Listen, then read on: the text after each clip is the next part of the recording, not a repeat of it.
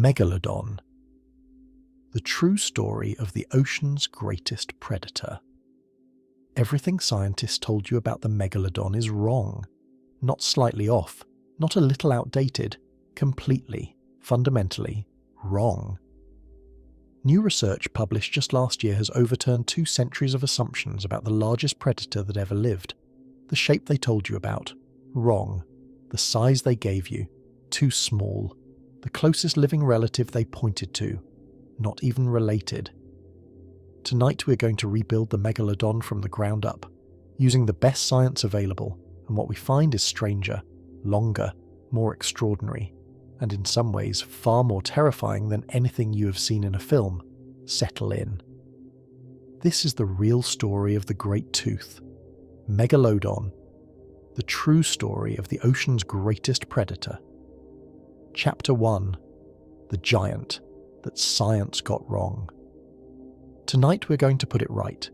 We're going back through time, past the familiar landmarks of history, past the dinosaurs even, into the deep Miocene world where warm seas covered far more of the Earth than they do today. A world that ran on different rules, a world we're only now beginning to understand with any accuracy at all. Here is a taste of what that world holds. The Megalodon was not the barrel-chested great white on steroids that every film and museum model has sold you. Brand new science tells us it was something stranger, considerably longer, more elegant in its proportions, and in certain respects far more unsettling.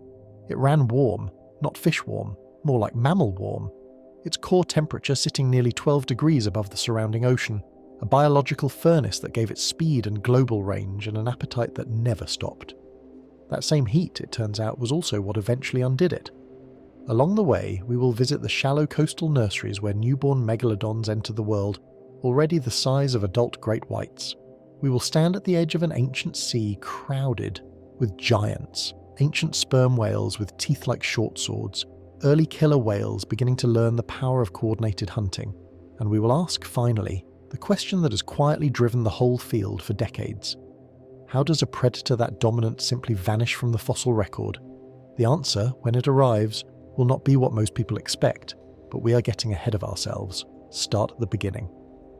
The moment when science first looked at this creature and made the mistake that would mislead researchers for nearly 200 years.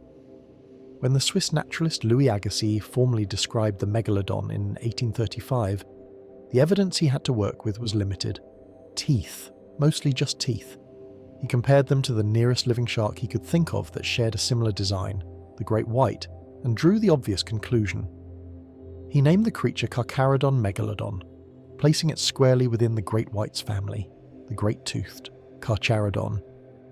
The name persisted. The assumption it carried persisted with it. For close to 2 centuries, every reconstruction, every documentary illustration, every Hollywood rendering built on that same foundation. A great white blown up to the size of a city bus. Stocky, thick-necked, brutish. The same animal, just monstrous. It looked so reasonable on paper. Triangular, serrated teeth, similar dietary niche, 2 apex predators at the top of their respective food chains. Surely one was simply an older, larger version of the other, except the closer researchers looked, the less the pieces fit. In the early 2000s, a new generation of scientists began comparing Megalodon and great white teeth under scrutiny that Agassiz never had access to. What they found was not subtle variation. The root architecture was different. The way the enamel layered and folded was different. The microstructure of the serrations diverged in ways that reflected a completely separate evolutionary path. These were not cousins. They had never been cousins. The conclusion that followed was genuinely disorienting for a field that had operated on the opposite assumption for generations. The Megalodon was not a great white relative at all. The resemblance was convergent evolution, 2 entirely separate lineages arriving at similar dental solutions because both needed to cut through large prey. Like 2 engineers from different countries independently inventing the same tool, the Megalodon was moved to its own distinct family, Otodontidae. Its proper scientific name became Otodus megalodon. That reclassification unlocked a cascade of new questions. If the Megalodon was not shaped like a great white, then what exactly was its body like? How did it actually move? How warm was it? How large, really, could it grow? The problem with answering any of those questions is the extraordinary scarcity of physical evidence. Here is a fact that tends to land hard when people first encounter it. No complete Megalodon skeleton has ever been found.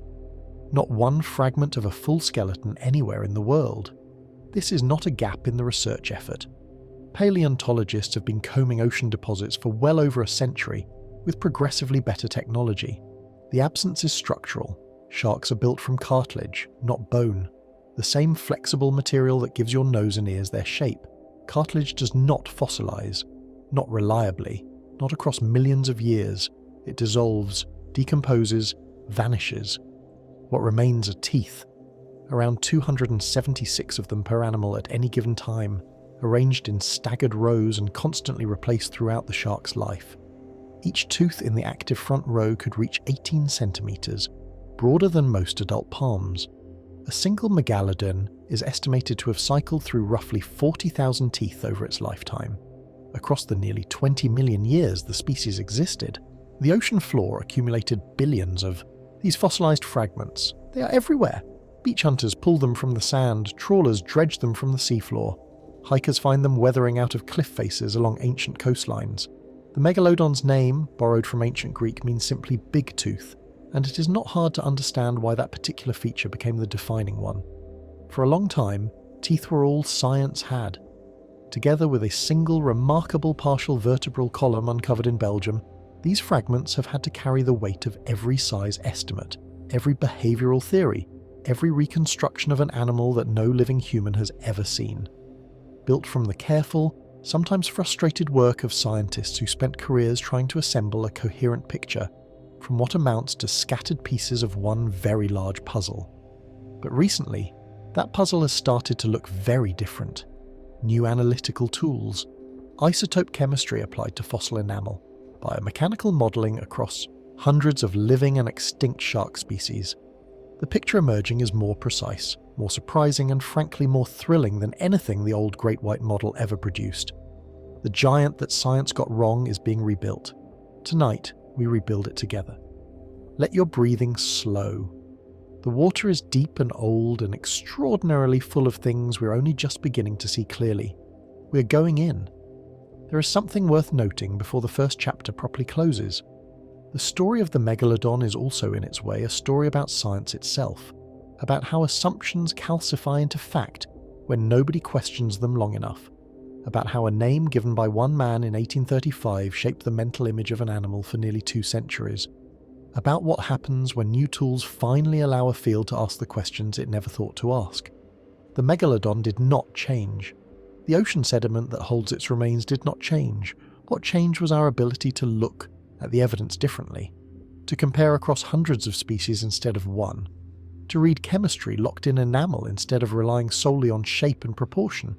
Science, at its best, is an ongoing willingness to be corrected, and the Megalodon story is one of the most complete examples of that correction playing out in real time, over years of published studies, argued over at conferences, revised and refined and debated by researchers who genuinely disagree about the details even as the broad new picture takes shape. That picture is what we are here to explore. Piece by piece, layer by layer, the real animal emerging from the stone. Let the thought settle as the night deepens around you. Somewhere far beneath the modern ocean floor in the fine-grained sediment of an ancient seafloor, the record of something extraordinary has been waiting for a very long time. We're finally starting to read it correctly. Chapter 2. Born from Ancient Seas, The Origins of Otodus. The Megalodon did not arrive fully formed. Nothing in nature does. Behind every apex predator lies a lineage, a long chain of ancestors stretching back through geological time, each generation shaped a little further by the pressures of its particular world. To understand what the Megalodon became, you have to know something about what it came from. That origin stretches back much further than most people realize. The family of sharks that would eventually produce the Megalodon, classified by scientists as Otodontidae, first appears in the fossil record roughly 100 million years ago, the Cretaceous period. Tyrannosaurus rex had not yet evolved. The continents looked nothing like they do today. And yet the ancestors of the Megalodon were already swimming, already hunting, already laying the earliest groundwork for what their lineage would eventually become. Those early forms were modest. Their teeth were narrow and pointed, built for gripping slippery fish rather than cutting. Through blubber and bone, you would not look at them and recognize the Megalodon's ancestry. There was nothing about them that suggested the eventual scale of what they would produce. But the lineage was there, established, patient, already working through the slow process of adapting to whatever the ocean offered. What the ocean eventually offered, in spectacular abundance, was whales. The relationship between the megatooth lineage and cetacean evolution is one of the most compelling co-evolutionary stories in the fossil record. As whales began to diversify during the Eocene and Miocene, growing from small semi-aquatic ancestors into the enormous marine mammals we recognize today, the otodontid sharks responded. Teeth broadened to handle larger prey. Serrations developed along the cutting edges. Each new generation was marginally better equipped for the increasingly rewarding business of hunting large, blubber-rich animals. Predator and prey reshaping each other across millions of years. The Megalodon had ancestors worth naming. Otodus obliques, roaming the seas between 45 and 55 million years ago, already exceeded the size of a modern great white. Then Otodus angustidens, then Otodus tubutensis, each advancing the design a little further. This was not a clean, straight progression. Different species overlapped in time, side branches dead-ended. The lineage felt its way forward through the pressures of a changing ocean, advancing through some eras and contracting through others. Somewhere between 15 and 23 million years ago, depending on which fossil evidence you lean toward, the lineage reached what we now recognize as its culmination. Otodus Megalodon entered the oceans of the early Miocene, not with a bang, not with any single transformative moment, but as the latest, largest, and most formidable expression of a design that had been under development for nearly 100 million years. The world it arrived into was genuinely extraordinary. The Miocene epoch is sometimes called the golden age of marine life, and the description holds up. Ocean temperatures globally were warmer than today by several degrees. Shallow, sunlit seas spread across continental shelves that in many regions extended far beyond their current boundaries. The productivity of those warm coastal waters was immense. Phytoplankton, fish, crustaceans, and above all cetaceans filled the food web to a richness that has not been matched since. Whale diversity during the Miocene was staggering. Paleontologists have catalogued hundreds of species from fossil deposits of this era. Small quick-toothed whales hunting in packs, vast baleen whales filtering the water for krill, mid-sized species occupying every conceivable ecological niche between.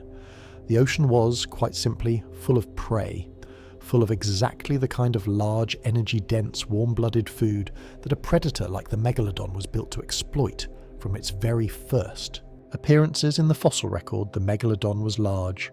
Even the youngest individuals appear to have been born at a size that would dwarf most modern sharks. The adults represented something qualitatively new, not merely bigger than what had come before, but powerful enough to reshape the behavior of every other large animal in the sea. Ecologists use the term landscape of fear to describe the way a predator's presence reorganizes the lives of everything around it. Prey animals change their routes. They alter feeding times. They avoid certain depths and certain coastlines. The predator does not need to be everywhere to exert that influence. Its mere possibility is enough. The Megalodon produced a landscape of fear that covered the entire planet's oceans. Fossil teeth have been recovered from every major ocean basin and every inhabited continent except Antarctica, North America, South America, Europe, Africa, Asia, Australia. The Megalodon was not a regional presence or a warm water specialist confined to one corner of the globe. It was a planetary force, the dominant predatory presence in the global marine ecosystem, and it held that position for a duration that strains human comprehension. Between 15 and 20 million years, depending on how the species' boundaries are drawn. Set against our own tenure as a species, perhaps 300,000 years of Homo sapiens existence and less than 10,000 years of recorded civilization, the Megalodon's reign is almost impossible to scale. Our entire history from the first cave paintings to the present day would fit into a tiny fraction of the time this animal spent at the top of the food chain. That longevity matters. It is not just an impressive statistic, It tells us something essential about the Megalodon's relationship to its environment. This was not a flash of evolutionary brilliance that burned bright and collapsed. It was a deeply stable, superbly calibrated presence in the fabric of ocean life, an animal so well matched to its world that it persisted across an entire geological epoch, which is precisely what makes the question of its end so compelling, not just biologically, but almost philosophically. How does something that's successful, that embedded, that ancient simply cease to exist? That question will carry us through the later chapters, but first we need to know the animal itself, the real one, the one the new science is only now beginning to reveal. It was born from patience and deep time. It ruled through an age of giants, and every tooth it ever shed is a small record of its passing, waiting in the sediment for someone curious enough to look. The other thing worth carrying forward from this chapter is the sheer improbability of what the otodontid lineage achieved.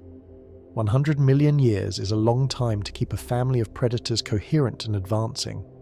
Many shark lineages from the Cretaceous ocean have no modern representatives at all. They flourished for their era and then disappeared without descendants when conditions shifted. The otodontids not only survived but kept pushing, kept refining, kept finding new expressions of the same fundamental design. There is something almost purposeful about it when you look back from the outcome. 100 million years of preparation for a predator that would spend 20 million years ruling every ocean on Earth. But of course, nature does not plan. It does not work toward outcomes. It simply responds to pressure, moment by moment, generation by generation, tooth by tooth. What looks like preparation was just survival. What looks like destiny was just persistence. The Megalodon was the ocean's greatest accident, a product of time and pressure and the extraordinary richness of the Miocene world. It did not choose to become what it was. It was made slowly and incrementally by everything that came before it. That lineage of makers, those generations of increasingly capable hunters stretching from the Cretaceous to the Miocene, deserves more credit than history usually gives them. The Megalodon was their masterpiece, the result of the longest slow build in the history of predatory life in the sea. Think of that lineage tonight as sleep approaches. 100 million years of refinement, culminating in something that held the entire ocean in a state of perpetual alertness for 20 million more. The ancient sea built something extraordinary, and it took its time doing it. Chapter 3. The teeth that rewrote history. Pick up a Megalodon tooth, hold it in your hand, feel the weight of it, heavier than you expect. Run a finger along the serrated edge and understand, immediately and without any scientific explanation needed, what this object was designed to do. The largest specimens measure 18 centimeters from root to tip, broader than an adult palm, the enamel worn to a dark brown or grey by millions of years of mineral exchange in the sediment, the surface smooth on one side, faintly ridged on the other. You do not need to be a paleontologist to understand what you are holding. The human nervous system recognizes the shape of a weapon regardless of age. But here is the part that surprises most people. That tooth is not just a weapon, it is an archive. A biological recording device that has been preserving information about the animal that made it for millions of years, patiently waiting for scientists with the right tools to learn how to read it. The teeth are essentially all we have, and what researchers have extracted from them in recent years has rewritten the Megalodon's biography more completely than anyone expected. First, a point of biology worth understanding. Shark teeth are fundamentally different from the teeth of any bony vertebrate. Your teeth, and those of every mammal, bird, reptile, and bony fish, are anchored in the jaw by roots. Expensive to grow, finite in number, replaced only once if at all in most species. Lose them permanently and that is the end of the matter. Shark teeth work on an entirely different economy. They sit in soft gum tissue in staggered rows, the front row actively engaged, the rows behind it at various stages of development. When a working tooth is lost, which happens constantly in the rough business of bringing down large prey, the tooth behind it drifts forward within days to replace it, a production line that runs continuously throughout the animal's life. For the Megalodon, this system operated at a staggering scale, approximately 276 teeth present at any given time, around 40,000 produced and shed across a single individual's lifetime. Across the 20 million year span of the species as a whole, the sheer number of teeth that settled to the ocean floor and entered the fossilization process is essentially incalculable. This is why Megalodon teeth are, by a wide margin, the most abundant large predator fossils anywhere on Earth. They wash out of coastal cliffs after storms, deep-sea trawlers pull them from the seafloor, divers in certain shallow areas find them resting openly on the sand. The Miocene and Pliocene ocean floor was, in geological terms, carpeted with them, and shark tooth enamel is extraordinarily durable, one of the hardest biological materials that exists. It survives the chemical processes of fossilization, the immense pressures of burial under meters of sediment, the million-year timescales that dissolve almost everything else. A megalodon tooth that landed on the seafloor 3 million years ago had a reasonable probability of still being recoverable today. The fossil record is rich enough and geographically broad enough to make meaningful science possible. What that science has revealed goes far beyond size estimates. Diet is now readable from teeth. The 2025 study led by Jeremy McCormack at Goethe University in Frankfurt used zinc isotope ratios preserved in ancient enamel to reconstruct the megalodon's position in its food web with a precision that was previously impossible. Zinc enters the body exclusively through food. The ratio between two specific isotopes, zinc 64 and zinc 66, shifts depending on how high up the food chain a predator feeds. Animals near the top of the chain absorb zinc differently than those further down. By measuring these ratios in megalodon teeth and comparing them against a range of other animals from the same fossil deposits, the team placed the megalodon firmly at the apex, but the margins were instructive. The gap between the megalodon and the other large predators occupying the tier below it was narrower than expected. It was not operating in lonely solitude above a vast empty space. The ancient ocean had genuine competition near the top, and the megalodon fed across a broader range of prey than the purely whale-focused picture had suggested. Body temperature can also be extracted from teeth. Oxygen isotope ratios in enamel are temperature dependent. They shift slightly depending on how warm the body was at the time the tooth was forming. By comparing these ratios in megalodon enamel against cold-blooded fish from the same fossil deposits, an international research team was able to estimate how much warmer the megalodon was running internally than the surrounding water. The answer, which we will return to in detail in Chapter 6, turned out to fundamentally change how scientists understand this animal's biology and its eventual extinction. Growth history is encoded there too. The enamel of a shark tooth lays down in annual bands analogous to the rings of a tree. By counting these bands and measuring the spacing between them, researchers can reconstruct how quickly the megalodon grew at different life stages. The data indicates a creature that grew relatively fast in its early years and continued adding size throughout a very long life. Current estimates place the natural lifespan of a large individual at somewhere between 80 and 100 years, with some researchers suggesting certain exceptional animals may have lived considerably beyond that. 100 years of continuous growth, a century of hunting, a century of losing and replacing teeth, each one dropping to the seafloor and beginning its own journey toward the fossil record. This chapter of the megalodon's story begins, in a sense, in 1666. A great white shark was hauled ashore near the Italian coast, and the Danish anatomist Niels Steno was given access to examine it. His attention was captured not by the shark itself but by its teeth, and specifically by their resemblance to certain triangular stones that had been found for centuries embedded in rock formations across Europe.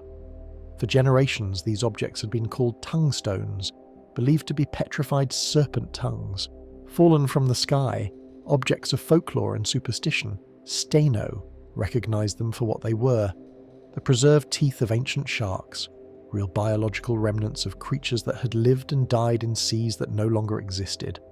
It was the birth of paleontology as a discipline, the moment a human being first grasped that fossils were actual evidence of former life rather than tricks of geology or acts of God. Those first tongue stones were not megalodon teeth, but the insight that made them comprehensible was the same insight that makes the megalodon legible to us today. The tooth is real. The animal that made it was real. The time that separates us from it is vast but not impassable. The great tooth has been talking for millions of years. We are finally fluent enough to understand most of what it says. There is a detail worth sitting with as this chapter closes. The megalodon produced roughly 40,000 teeth in its lifetime.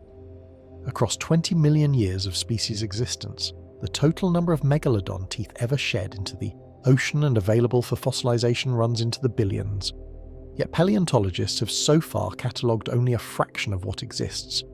Every major coastal geological survey, every deep-sea dredging operation, every storm-eroded cliff face along an ancient shoreline is a potential source of new specimens. New teeth are still being found, not rarely, regularly. And each one carries its own archive of biological information, specific to the individual animal that made it, specific to the particular time and place in which that animal lived. The fossil record of the Megalodon is not closed. It is active, ongoing. Every new tooth that surfaces is a new data point in a scientific picture that keeps expanding. Some of the most significant recent finds have come not from famous fossil beds, but from unexpected places. A tooth recovered during routine harbour dredging, a specimen noticed by a recreational diver on an unremarkable dive, objects that had been sitting in private collections for decades, finally submitted for proper isotopic analysis. The Megalodon was everywhere in the ancient ocean. Its teeth are therefore everywhere in the ancient sediment. The question is simply which layers happen to be accessible from the surface right now, and who is paying close enough attention to notice what the water is giving up. There is something quietly remarkable about that. An animal extinct for 3.6 million years, still sending out messages in the form of durable fragments of ancient enamel. Still actively shaping the conversations happening in research laboratories in Frankfurt, in Brussels, in California, in Tokyo. The great tooth is still talking. We are still learning how to listen. Chapter 4. How big was it really, the new number's size? It is always the first question. Before the diet, before the behaviour, before any of the subtler biology. People want to know how big it was. And they are right to want to know, because the number genuinely matters. It shapes everything else we think about this animal.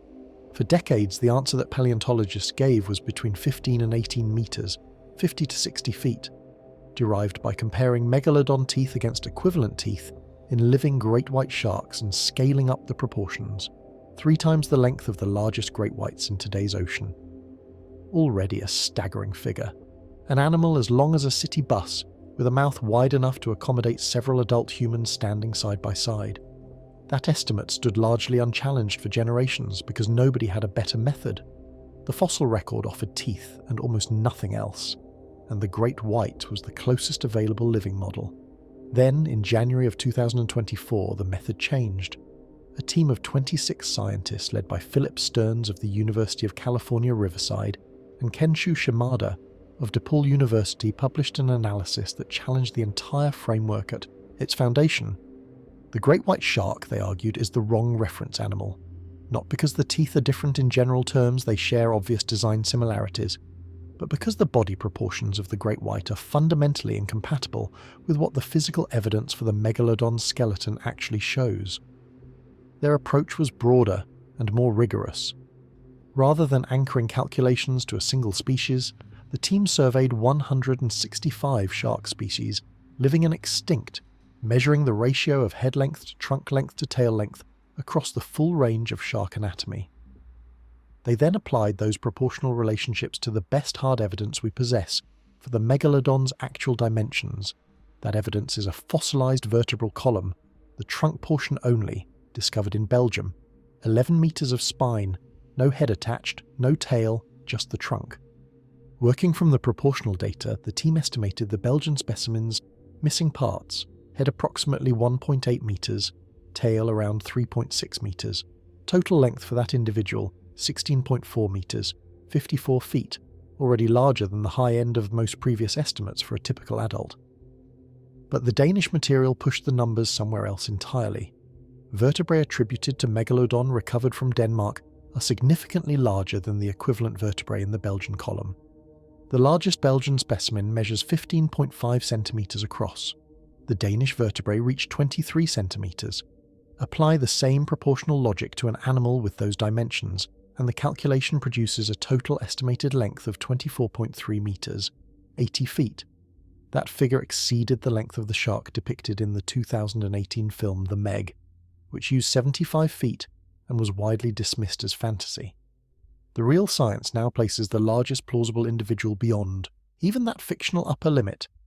At that length, With an estimated weight of 94 tons, the Megalodon approached the scale of a blue whale, the largest animal living on Earth today, an animal so large that its heart is the size of a compact car. The Megalodon, at its maximum, was moving through the same order of magnitude. But here is the genuinely counterintuitive part. That 80-foot animal was not the stocky, thick-bodied, barrel-chested monster that every illustration has shown you. The same study that pushed the size estimate upward simultaneously revised the shape estimate in the opposite direction.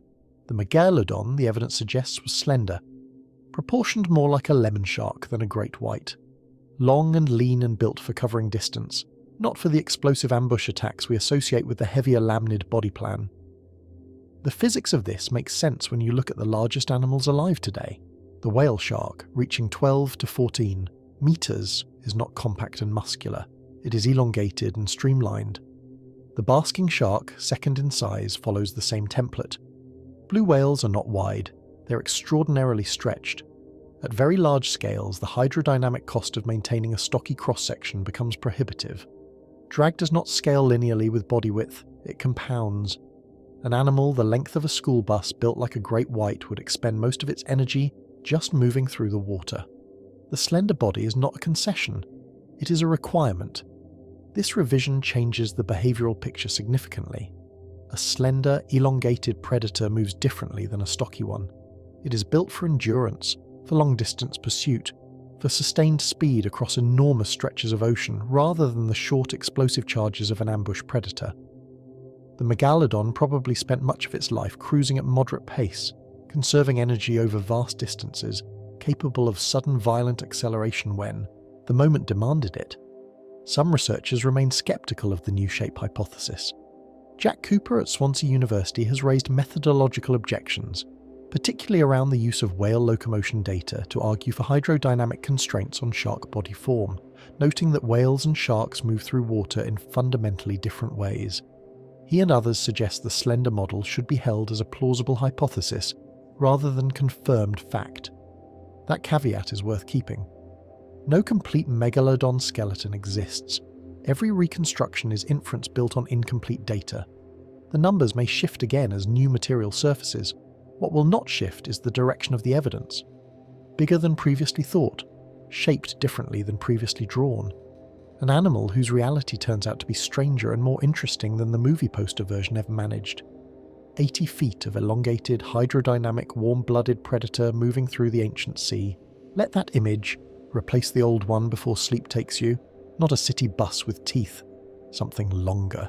Something more like a shadow stretched across the ocean floor. Patient and precise and far more extraordinary than the legend. It is worth pausing on the Belgian vertebral column for a moment, because it is easy to skim past it as a technical detail and miss how remarkable its existence actually is. A fossilized vertebral column 11 meters long, preserved in Belgium, still largely intact after millions of years in the ground.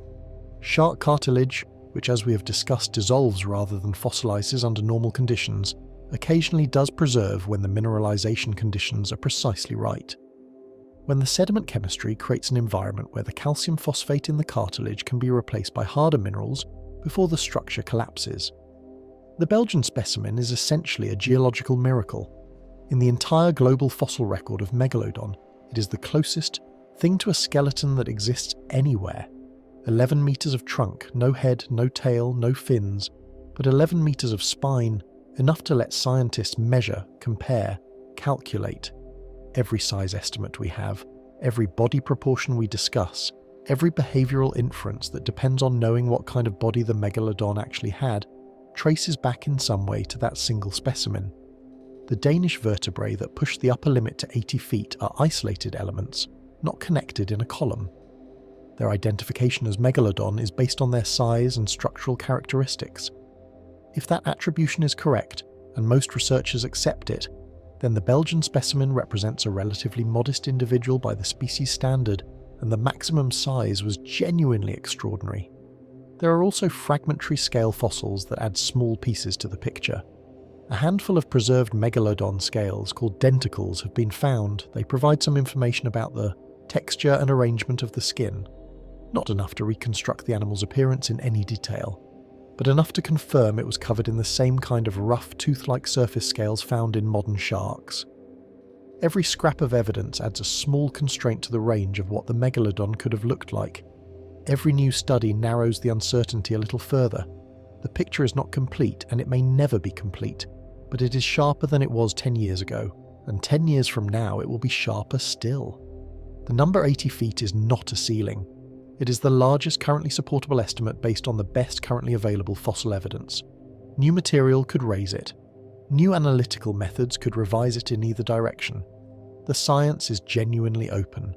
What is not open is the fundamental conclusion that the Megalodon was an animal of extraordinary physical scale, shaped in ways that made that scale functionally possible, and that our mental image of it has been wrong for a very long time.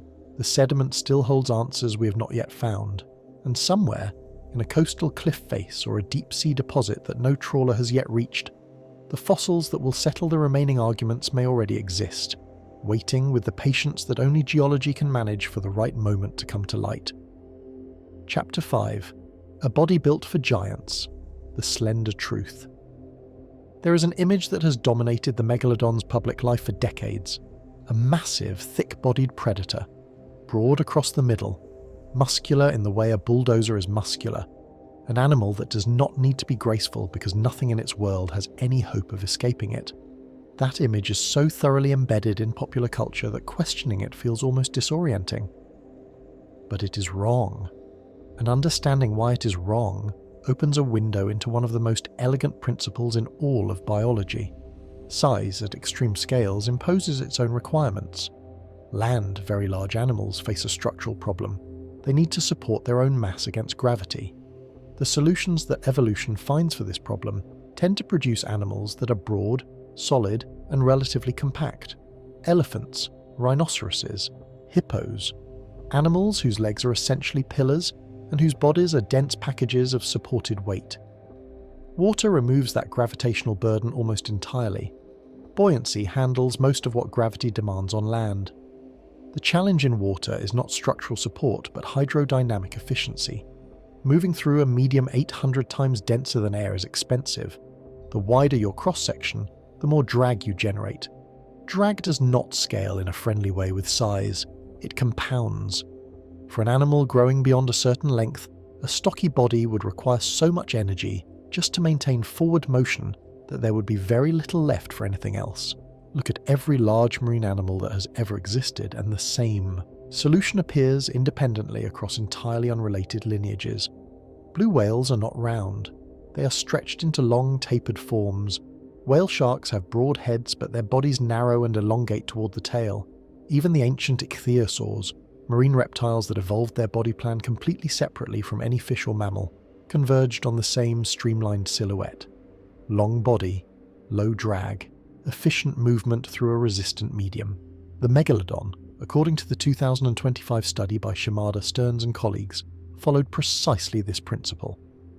After surveying the body proportions of 145 living and 20 extinct shark species, the team found that scaling the Megalodon's trunk dimensions to a full body estimate produced an animal whose proportions matched the lemon shark far more closely than the great white. The lemon shark is longer relative to its girth, more elongated, a cleaner hydrodynamic shape. At 24 meters, those proportions would produce an animal that looks nothing like the barrel-chested monster of the films. Something leaner, longer, stranger to the modern eye. That strangeness is actually more unsettling, not less. Consider standing at the edge of a clear bay and watching a shark approach. A 6-meter great white is terrifying in the way a tank is terrifying. Solid, dense, unmistakably powerful. But a 24-meter lemon shark proportion Megalodon would be terrifying in a completely different register. The length would be overwhelming before anything else registered. The shadow arriving before the detail. Something so long that it takes several seconds to fully pass. That is a different kind of fear. Slower, more total. For how the Megalodon hunted, the slender body carries significant implications. A stocky, compact predator like the great white generates explosive speed from a near-stationary start. Its body is built for ambush, for the sudden, violent rush from below or behind. The great white is essentially a battering ram with fins. The Megalodon, built along lemon shark proportions, was likely something different, an endurance machine, an animal that could sustain efficient travel over hundreds or thousands of kilometers, following whale pods across ocean basins, tracking the seasonal migrations of prey with patient persistence. Whales do not stay in one place, they move. A predator locked into short-range ambush tactics would struggle to exploit the most energy-dense prey available in the Miocene Ocean. A predator that could cover the same distances as migratory cetaceans, arrive at the destination still operating at full biological efficiency, and then convert efficient cruising speed into a devastating final rush, would have a profound advantage. The Megalodon appears to have been exactly that, a marathon hunter capable of sprinting. The fins on that body deserve a moment of attention. On a 24-meter animal built, along these proportions, the dorsal fin, the single upright structure we associate with sharks in every warning poster ever designed, would have stood taller than an adult human. The pectoral fins, which provide lift and allow for controlled changes in depth and direction, would have spanned the width of a small aircraft wing. The tail fin, driving the whole machine, would have been larger than a dining table. Its side-to-side sweep through the water would have generated pressure waves detectable by other animals across a considerable radius. When the Megalodon moved through a body of water, the water knew about it. Every fish with a lateral line sensor, the pressure detection system common to sharks and bony fish alike, would have been receiving signals about that movement long before the animal came into view. The Megalodon announced itself through the physics of its own displacement. Not every researcher is fully convinced by the slender body model. Jack Cooper at Swansea University has noted that the hydrodynamic arguments borrowed partly from whale locomotion data may not translate cleanly to sharks, given that whales and sharks use fundamentally different methods of propulsion. Whales move their tails vertically, sharks sweep theirs horizontally. The mechanics differ. Cooper suggests treating the lemon shark proportions as the most plausible, current hypothesis rather than established fact. That is the appropriate scientific posture. No complete Megalodon skeleton exists. Every body reconstruction is inference. What the 2024 and 2025 studies have done is shift the probability distribution. They have not closed the question, but they have moved the most likely answer away from the great white template and towards something considerably leaner. The slender truth does not reduce the Megalodon. It makes it more coherent, more physically plausible, an animal whose reality for the first time actually makes biological sense at the scale we are claiming. 24 meters of elongated, efficient, warm-blooded, predatory precision. That is the body the science is pointing toward. Let it replace the old image. Something long and dark and quietly purposeful, moving through the warm ancient water with the unhurried confidence of a creature that has nowhere to be in a hurry and nothing in its ocean to fear. The next chapter takes us inside that body, to the biological engine that made all of this possible. It is stranger than the shape, and it is what ultimately determined the Megalodon's fate. Before we get there, one more physical dimension worth considering: bite force. The early Megalodon reconstructions based on the Great White model produced bite force estimates that were already extraordinary. Several tons of force across the jaw, some calculations suggested. Enough to crush a small vehicle. Based on the skull proportions of a scaled-up great white, the jaw muscles would have been heavier than most of the large animals sharing its ocean. The revised slender body model changes the skull proportions somewhat. A longer, leaner animal would have had a differently shaped head than the stocky great white model predicted. The exact jaw dimensions of the Megalodon remain uncertain without a complete skull fossil, but even with adjusted proportions, the mechanical reality of jaws that size remains staggering. Jaw force scales with the cross-sectional area of the muscles driving it, and with the lever arm of the jaw structure. At Megalodon dimensions, even under conservative estimates, the bite produced would have been without parallel in the history of life on Earth, far exceeding the bite force of any dinosaur, exceeding that of modern crocodiles by an enormous margin. An attack that would have been, in practical terms, instantly and completely catastrophic for any prey animal it connected with. The serrated edges of the teeth were not decorative. Each serration acted as a microblade, multiplying the cutting efficiency of the tooth surface area far beyond what a smooth edge would produce.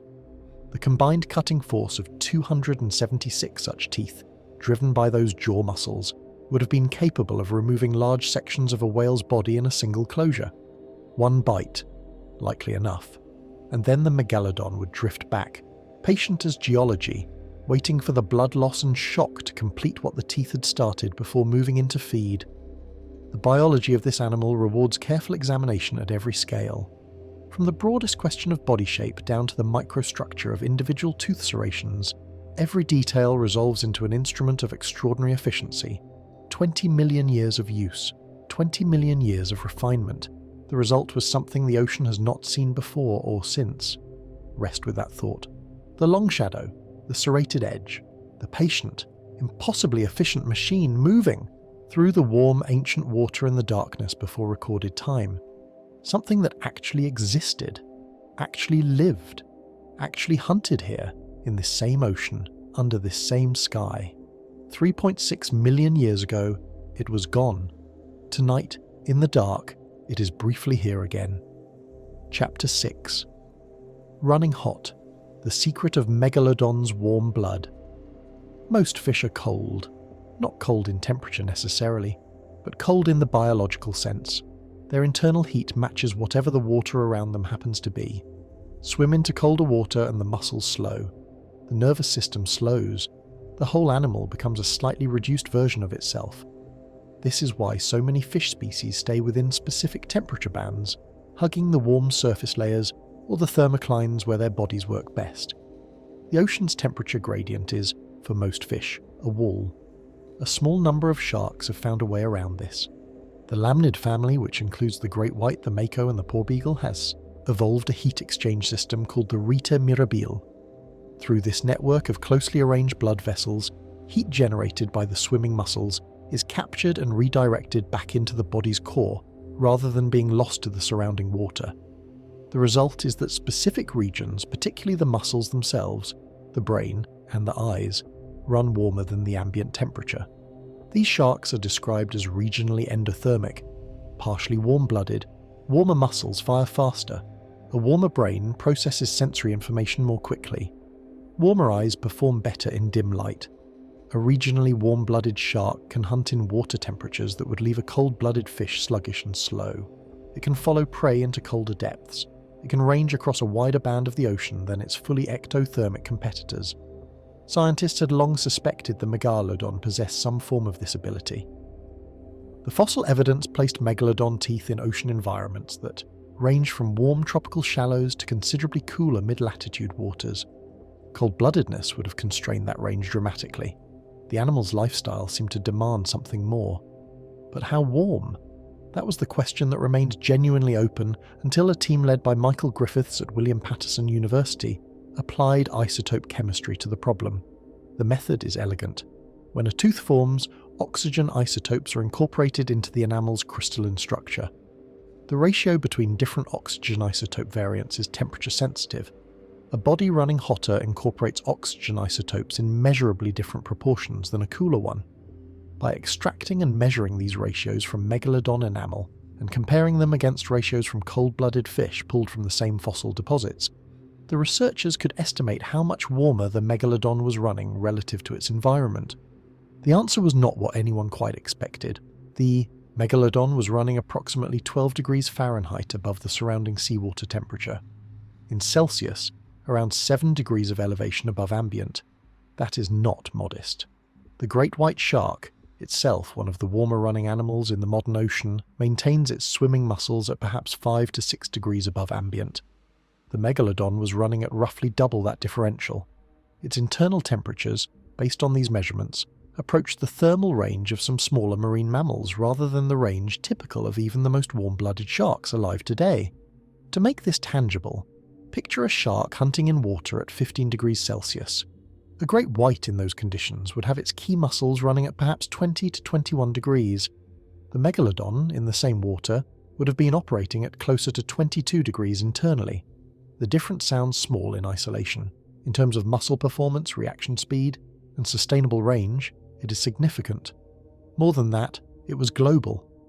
An animal maintaining that thermal differential regardless of ambient water temperature could pursue prey into ocean environments that were effectively closed to colder competitors. It could follow whale migrations from the warm tropics into the temperate mid-latitudes. It could hunt in deeper, cooler water where prey might attempt to retreat. Its thermal physiology was in the most literal sense a planetary hunting license. No ocean was too cold, no prey route was off the table. This explains a distribution pattern in the fossil record that had always seemed slightly puzzling. Megalodon teeth from cold water environments, teeth found in deposits representing conditions that should, on the face of it, have been inhospitable to a large shark. The teeth were always attributed to the Megalodon being migratory, transiting through cold water toward warmer prey concentrations elsewhere. Now there is a better explanation. The Megalodon was not transiting, it was hunting. The cold water was not a barrier, it was just another part of the territory. But warm blood is expensive. This is the sentence that everything else eventually turns on. Maintaining an elevated core temperature requires continuous metabolic activity.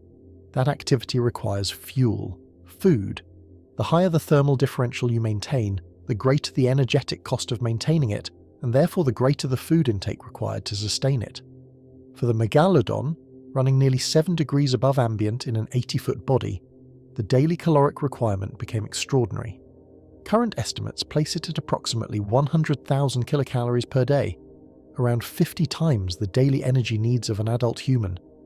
That is an enormous and relentless demand. Not an occasional requirement that could be met with a good hunt once a week. A daily imperative that shaped every aspect of how the Megalodon lived, where it went, what it hunted, how far it was willing to travel. For the whole of the Miocene, the ocean was rich enough to meet that demand. The warm seas, the abundant whale populations, the extraordinary diversity of large prey. The Megalodon's furnace was fed. What happened when the ocean changed is a story for a later chapter. For now, the furnace is burning. The Miocene Sea is warm and full. The greatest thermal predator in the history of life is somewhere out there in the blue-black water, running hot, hunting.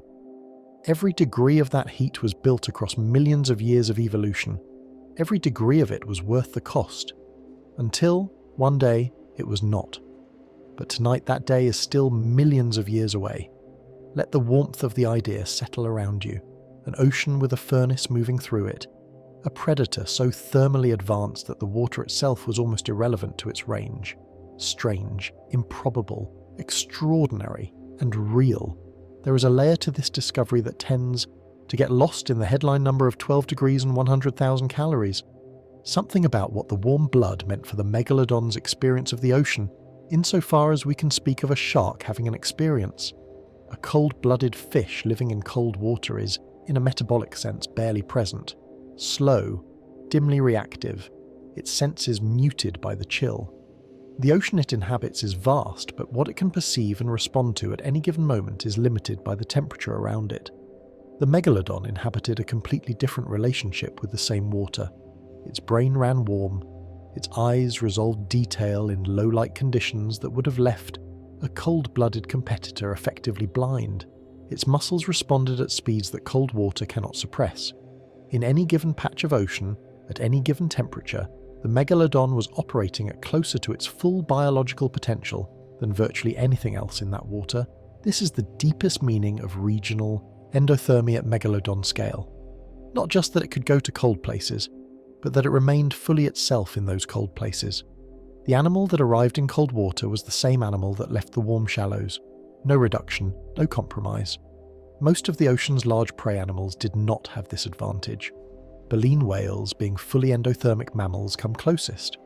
But even whale thermoregulation involves trade-offs in cold water.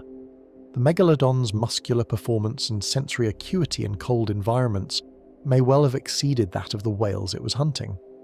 It is worth appreciating what an extraordinary competitive edge this was, not just for hunting, for everything, navigating, assessing threats, processing information. In a world where most large animals were thermally constrained in some way, the Megalodon was thermally unconstrained. It brought the same capabilities everywhere it went. 20 million years at the top of the food chain is not an accident.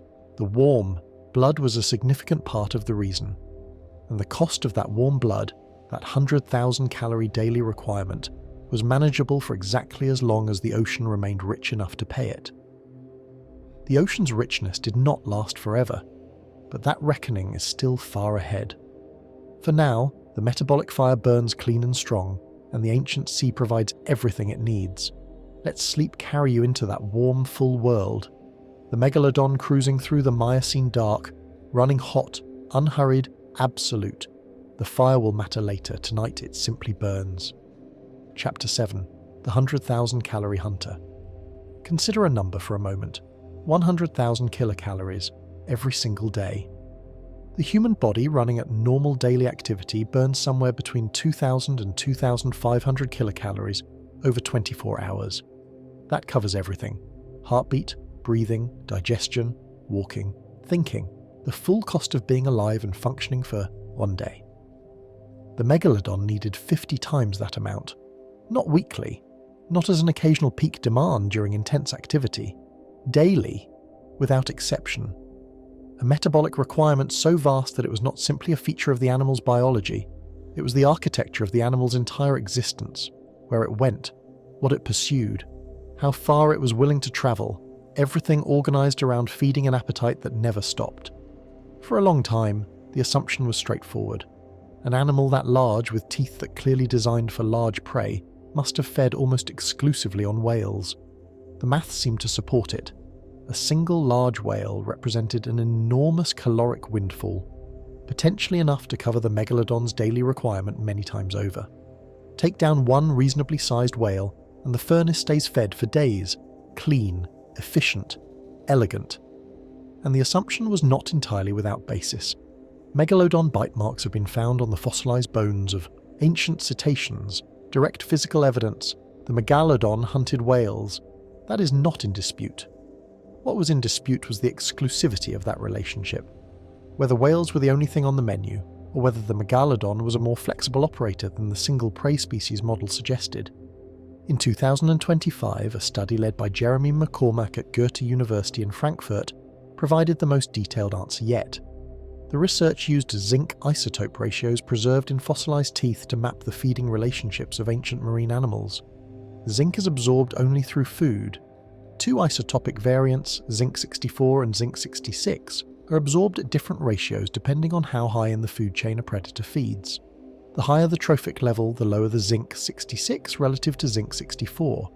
By measuring these ratios across a range of ancient animals from the same deposits, the team could reconstruct a food web from chemistry rather than from inferred anatomy. The Megalodon sat predictably at the apex. Its isotope ratios placed it clearly above every other animal in the sample, but the distance between the Megalodon and the tier below it was narrower than anticipated. The signature in the teeth was not consistent with a predator feeding exclusively on the largest prey animals available. It was consistent with an opportunist, an animal that took large prey when it was available and profitable, and shifted to smaller prey when it was not. This reframes the Megalodon from a specialist into a generalist at the top, not unlike the great white shark in its modern ecological role. The great white does not restrict itself to seals. It eats fish, rays, seabirds, dolphins, smaller sharks, and marine mammals of various sizes in proportion to whatever the local waters offer at a given time. Flexibility is a survival advantage. A predator with a single prey preference is vulnerable the moment that preference becomes unavailable. The Megalodon appears to have understood this in the evolutionary sense. When whale pods were accessible, it took them. The blubber-rich, calorie-dense payoff from a large cetacean was the most efficient possible way to meet the 100,000 calorie requirement. But when large prey was scarce or not worth the energy of pursuit, the Megalodon dropped down the food chain and ate whatever provided the best return. Smaller toothed whales, large sharks, schools of substantial bony fish, whatever the local ecosystem was producing. Ironically, this very flexibility drew the Megalodon into direct competition with the great white shark during the period of the Megalodon's decline.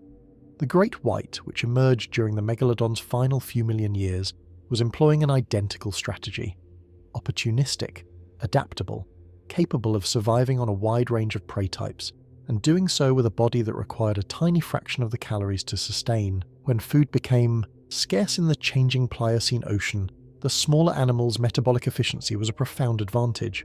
But that story belongs to later chapters. For now, the feast is in full flow. Picture the Miocene ocean at its height. Warm, extraordinarily productive. Whale species of every size filling the water column from the surface to the mid-depths. Schools of large fish, ancient sharks competing for the same rich food web, a marine ecosystem of a diversity that the modern ocean cannot match. Through all of it, the Megalodon moves, patient, purposeful, following scent gradients that carry information about prey animals kilometers away, tracking the pressure signatures of large moving bodies through its lateral line system, assessing, calculating, closing the gap between itself and the next meal with the unhurried precision of something that has been doing this for 20 million years. The attack, when it came, was the opposite of unhurried. The slender body that spent hours covering distance at a metabolic trot could convert that efficient cruise into something violent and sudden. 18-centimeter serrated teeth at the end of a 24-meter accelerating body. A bite force with no parallel in the history of predatory life. A single connection. The hunt concluded. 100,000 calories acquired. The furnace fed. The great body settling back into its patient cruise, through the warm ancient sea, toward wherever the next scent trail led. The Megalodon was not mindless. It was not frenzied. It was, in its way, methodical. A biological system optimized over millions of years for one purpose, executed with the calm inevitability of something perfectly suited to its world. The ocean provided, the Megalodon consumed, the balance held. For 20 million years the balance held. Let the warm sea settle around you as sleep approaches, the ancient abundance, the great patient hunter moving through it all with absolute competence. The 100,000 calorie quota met day after day after day in a world rich enough to sustain it. The golden age, before the world began to change. There is something instructive about the Megalodon's dietary flexibility that applies well beyond the ancient ocean. It is a reminder that even the most dominant predators in any ecosystem are not immune to the pressures of resource availability. Dominance does not mean independence. It means operating at the top of a system that is itself dependent on the conditions that sustain it. The Megalodon dominated the Miocene food web with extraordinary completeness. Nothing challenged it at the apex. No other predator in that ocean could match its combination of size, speed, thermal physiology, and raw bite force. By any ecological measure, it held the top position without serious competition from below. But the apex is not a position of safety. It is a position of exposure. Everything at the top of a food web is dependent on the integrity of the layers below it. Disrupt the prey base, and the predator that seemed invincible becomes suddenly acutely vulnerable. The Megalodon's 100,000 calorie daily requirement, manageable in the rich Miocene ocean, was also a liability of extraordinary proportions waiting for the right conditions to activate. Those conditions would come, but not yet. In the meantime, there is one more dimension to the Megalodon's hunting life worth considering: speed. The revised slender body model suggests an animal built for endurance rather than explosive short-range power. But endurance and speed are not mutually exclusive, particularly in animals whose warm blood gives them muscular performance that cold water cannot diminish. The Megalodon's cruising speed, the pace it maintained while covering distance between prey encounters, was likely moderate relative to its full capability. Efficient, sustainable, the biological equivalent of highway driving. But when the moment arrived, the transition from cruise to attack was likely rapid and violent. Think of how a mako shark moves. The mako is the fastest shark in the modern ocean, capable of bursts exceeding 35 kilometers per hour. It is built along similar lines of elongated efficiency. The Megalodon, scaled to 24 meters and powered by a warm-blooded metabolic engine, could almost certainly produce attack phase speeds that dwarfed even the mako's impressive performance in absolute terms. The prey would have had very little warning. The Megalodon's approach, slow and careful, would have produced minimal pressure wave disturbance. The final acceleration, timed for the moment of commitment, would have covered the closing distance in seconds. For a large whale, already limited in its evasive response by its own enormous mass, the probability of surviving that final rush was low. 100,000 calories, secured in a moment of extraordinary violence and then silence. The Megalodon drifts back, patient, already scanning the water for the next signal. This was its life. Day after day after day for potentially a century or more of individual existence, and across the species as a whole for 20 million years of collective presence in every ocean on the planet.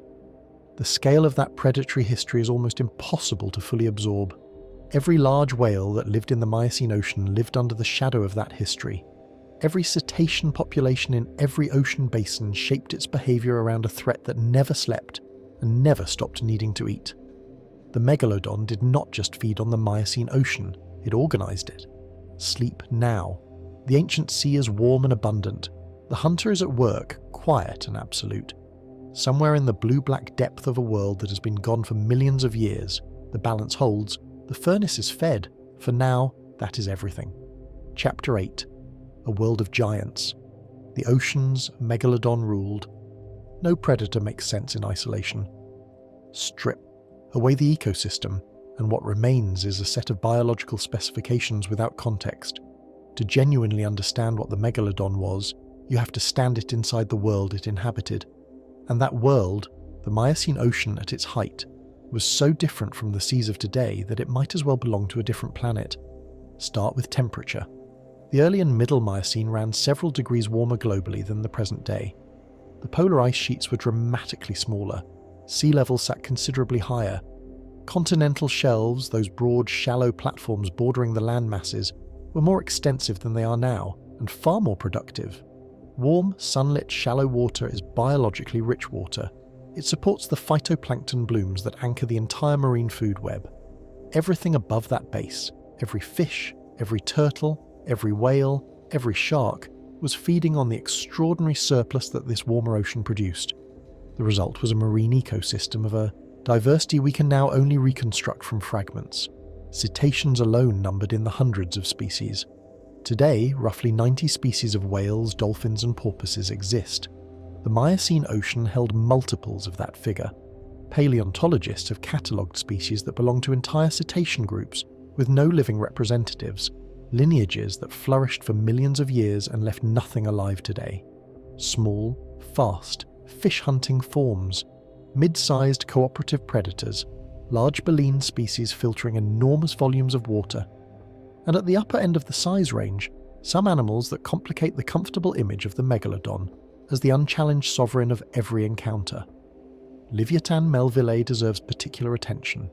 Named partly in honour of Herman Melville, it was a sperm whale-like animal, with an important distinction from its modern relative. Where the modern sperm whale has functional teeth only in its lower jaw, Livyatan carried large, fully functional teeth in both. The largest of these teeth measured 36 centimetres, longer than any Megalodon tooth. Livyatan was not a filter feeder picking off small prey. It was a macropredator, an animal built to take down other large animals. Whether the Megalodon and Livyatan directly competed is not something the fossil record can confirm with certainty. Their ranges overlapped geographically, and their time periods intersected across several million years. Both operated in the warm, productive waters off what is now South America and parts of Africa. Two apex-level predators of comparable capability, sharing a hunting ground.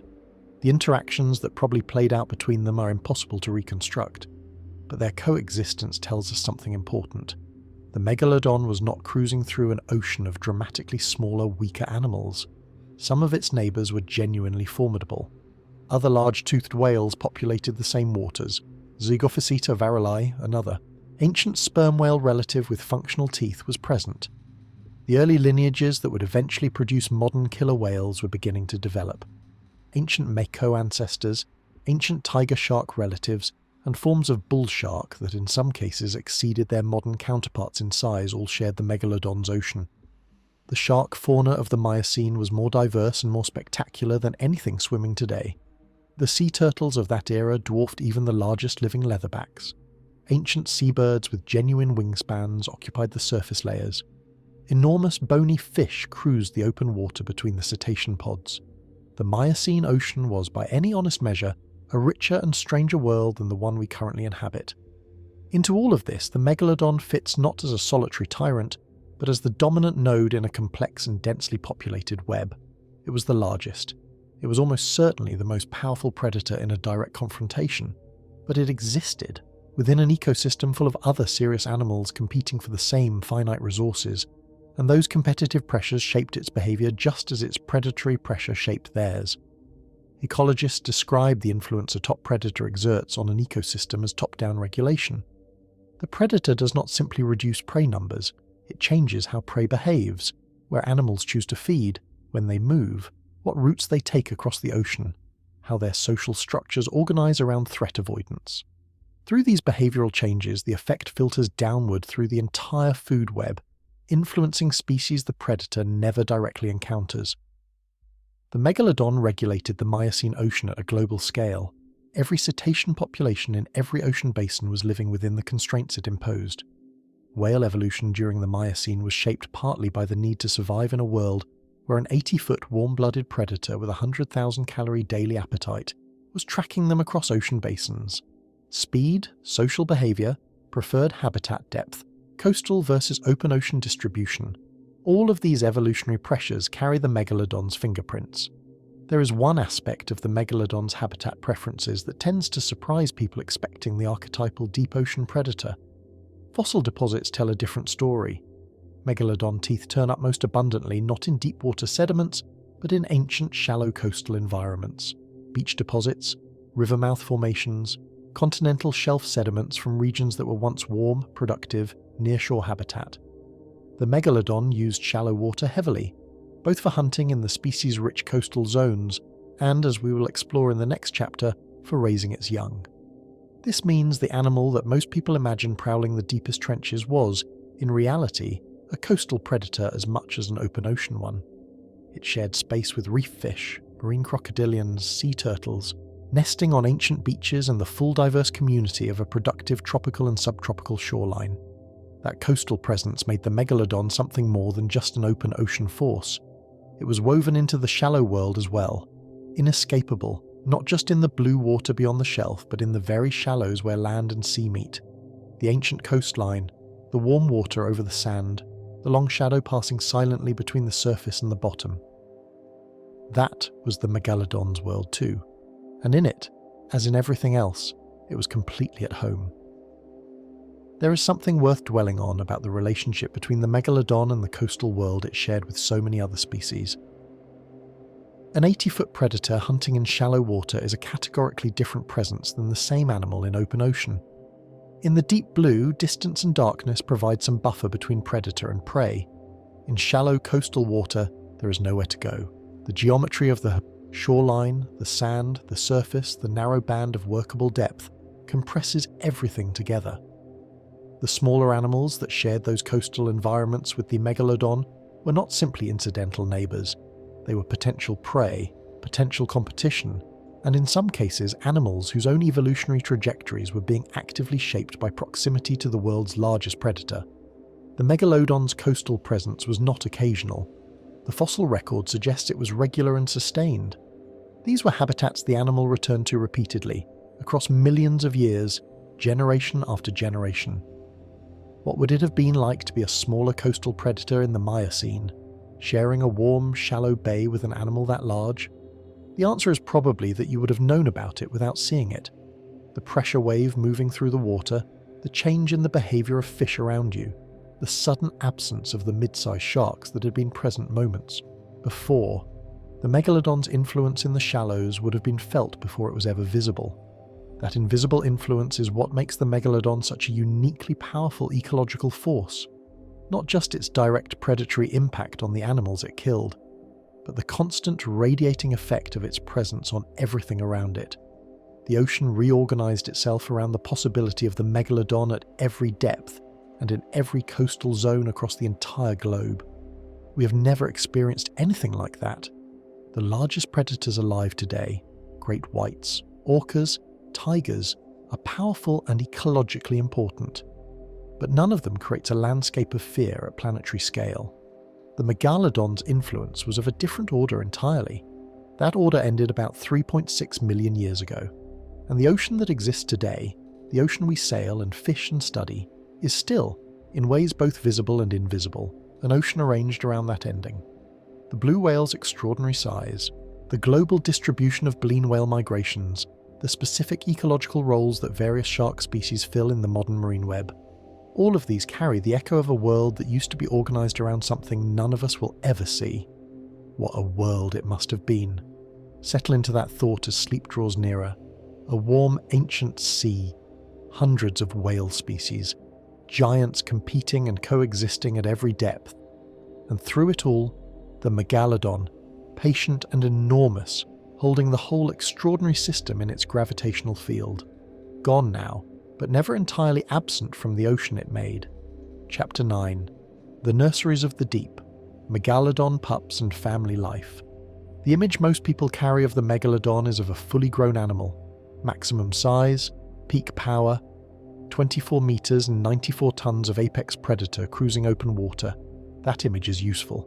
It captures the animal at its most impressive, but it skips the beginning of the story entirely, and the beginning turns out to be one of the most surprising and biologically fascinating chapters in the whole Megalodon account. Every Megalodon that ever lived started as a pup, and Megalodon pups were, by the standards of the animal kingdom, extraordinary from the very first moment of their lives. Before getting to the specifics, it helps to understand how shark reproduction works in general, because it is fundamentally unlike the reproductive strategy of most other fish. The majority of bony fish reproduce through broadcast spawning, millions of tiny eggs released into the water, fertilized externally, left entirely to chance. The strategy is purely numerical. The overwhelming majority of offspring die almost immediately. Success comes from producing so many that statistical probability guarantees a few survive. There is no investment in any individual egg or larva. The parent's job ends at release. Sharks took a completely different evolutionary path. Rather than flooding the water with unprotected eggs, they invest heavily in a small number of offspring, ensuring each one enters the world at a far more advanced stage of development.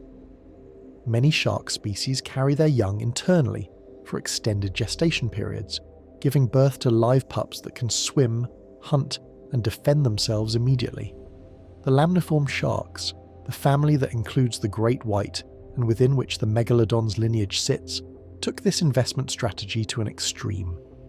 Their reproductive method is called oophagy, meaning egg eating.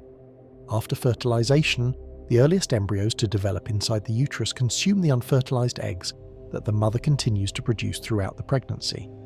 The embryos feed on this internal food supply, growing rapidly before birth. In some lamniform species, embryos also consume weaker or slower developing siblings. Only the most vigorous offspring survive to be born. It is brutal from one angle and biologically elegant from another. The result is a pup born at a size that reflects all that prenatal investment. For the Megalodon, the numbers from fossilized vertebral growth band analysis suggest newborns somewhere between 3.6 and 3.9 meters in length, 12 to 13 feet. That is not a small shark by any modern standard. That is approximately the size of a large adult great white. The apex predator of today's ocean, the animal that occupies the top of the modern marine food web, represents a rough approximation of what the Megalodon produced as a newborn. Philip Stearns of the University of California, Riverside noted in commentary on recent body size research that Megalodon pups were almost certainly capable of hunting marine mammals from essentially their first days in open water. Not the largest whales, but the smaller cetaceans that populated the shallow coastal environments where the pups lived were well within the attack capacity of a 13-foot predator already built along the Megalodon's proportions. Those shallow coastal environments are where the fossil evidence consistently places young Megalodons. The best documented ancient nursery sites are found in deposits from what is now Panama, the Bone Valley Formation in Florida, and parts of Spain. What identifies these locations as nurseries is the profile of the teeth found there, smaller than typical adult specimens, consistent with younger, less developed animals, accompanied by the fossilized remains of smaller sharks and bony fish that would have been the appropriate prey for a juvenile Megalodon learning to hunt. Why nurseries in shallow coastal water specifically? Several factors converge. Shallow water is warm water. A young Megalodon, not yet large enough to generate significant internal heat through its own muscle mass, benefits from the thermal support of a warm environment in a way that a full-grown adult no longer needs. As the animal grew and its internal heat production scaled up, it could progressively extend its range into cooler offshore water. But in its earliest years, the warm shallows provided a thermal advantage. Shallow coastal environments are also rich in smaller prey. The biological productivity of nearshore habitats, driven by nutrient upwelling along coastlines and the abundance of sunlight in shallow water, supports dense fish populations and thriving communities of smaller cetaceans and elasmobranchs. Everything a young predator needs to practice hunting without having to compete with adults for the largest prey. And crucially, shallow coastal water is separated from the deepest open ocean environments where the largest adult megalodons ranged. This geographic separation may have provided some protection from predation by other large predators, including adult megalodons themselves. Whether adults of the species preyed on juveniles is unknown, but the spatial separation between nursery sites and adult hunting grounds is consistent with a reproductive strategy that minimized the risk to vulnerable young animals. Growth during the early years appears to have been rapid. Vertebral band measurements suggest juvenile megalodons added substantial length during their first 2 decades. By what might be considered early adulthood, perhaps around 20 to 25 years of age, an individual would already have been a formidable predator by any modern comparison. The very largest animals, those reaching the upper estimates of 24 meters or beyond, were almost certainly quite old. A century of continuous growth and accumulated experience. Think about what a century of active predation in the Miocene Ocean looked like. The encounters, the prey taken, the storms weathered, the migrations tracked and followed across ocean basins, the encounters with other large predators, Leviathan, ancient orca relatives, other large sharks. The scars that those encounters left on that enormous body, each one a record of a confrontation that the Megalodon survived. The 80-foot animals were the veterans of that ocean, the most experienced hunters in the history of life on Earth. Every year of their existence recorded in the growth bands of their vertebrae, waiting in the sediment for a future scientist to find and read. It all began in a warm, shallow bay. A pup entering the water at 13 feet, already built for what it would become. The first hunt still ahead of it, the century still ahead of it, the ancient coastline, the clear water, the small shadows moving in the shallows. Every king was once a pup. There is something in the nursery chapter of the Megalodon's biology that brings the animal closer than any discussion of maximum size or bite force manages. Size and power are abstractions at the scale the Megalodon operated. A number like 24 meters does not translate into genuine feeling. It is too far outside ordinary human experience to land as anything but an intellectual exercise, but a pup, an animal at its beginning. Vulnerable by the standards of what it will become, operating in a specific bay in an ancient coastal world that we can locate geographically, that corresponds to real places where people walk today. That is something the imagination can actually inhabit. Panama, Florida, southern Spain. These were Megalodon nursery sites. The actual coastlines, then unrecognizable under warmer, higher seas and different continental arrangements, were the first world that generation after generation of the most powerful predator in ocean history ever knew. The fossil deposits that preserve this record are themselves worth appreciating.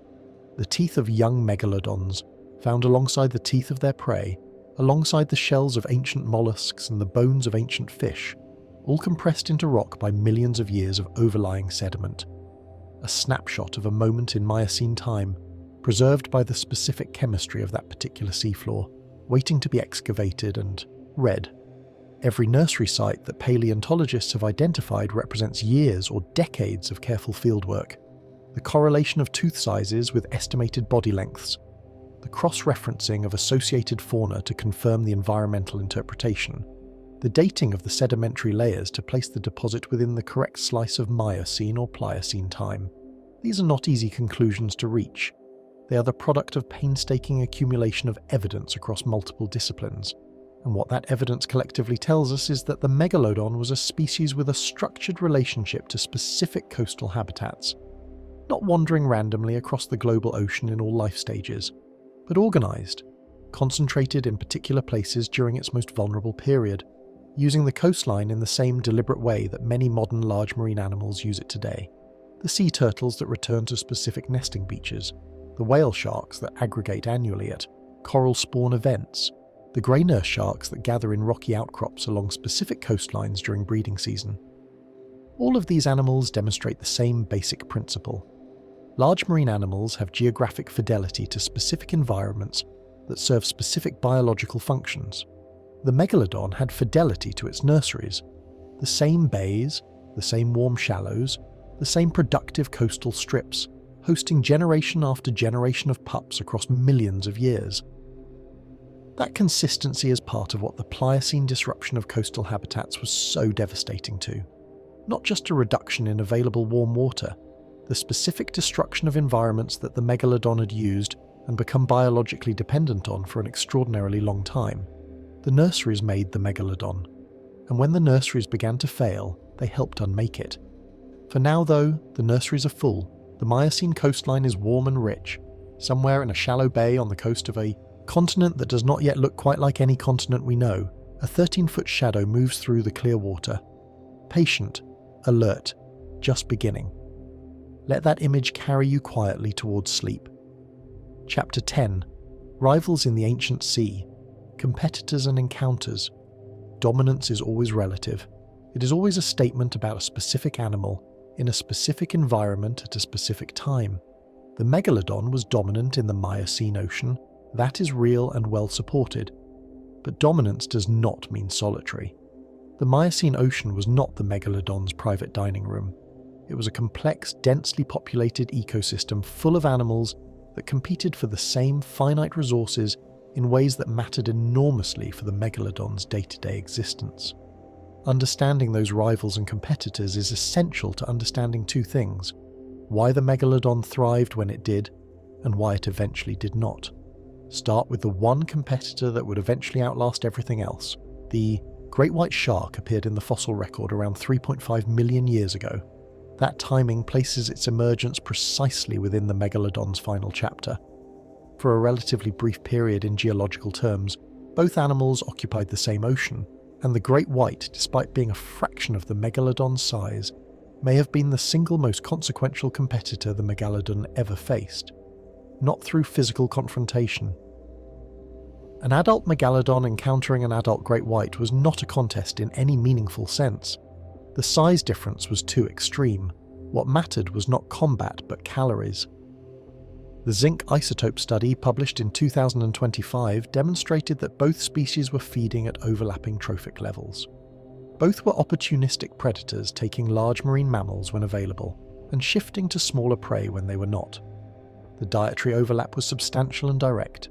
Every whale, dolphin or large shark that a great white caught was a meal the Megalodon did not.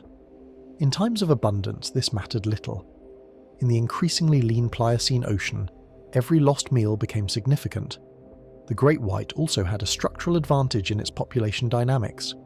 Juvenile great whites feed primarily on fish and rays, completely different prey from the large marine mammals that adult great whites target. This means the young do not compete with the adults for the same food supply. The species is metabolically efficient across its age ranges. Juvenile megalodons, by contrast, were already targeting smaller cetaceans in the shallow nursery grounds. As those coastal environments degraded during the Pliocene, the juveniles and the adults were both facing pressure simultaneously. There was no life stage where the megalodon could retreat to a different, cheaper food source and wait out the lean period. Every age class was dependent on the productivity of environments that were all declining at the same time. Now, move up the size scale to the competitors that could genuinely match the megalodon in terms of raw predatory capability. Livyatan melville, the enormous toothed whale with functional teeth in both jaws, represents the most compelling case. Its teeth, measuring up to 36 centimeters, exceeded the megalodon's own in length. Its body, by paleontological estimates, reached dimensions that put it in the same approximate size category as a large megalodon.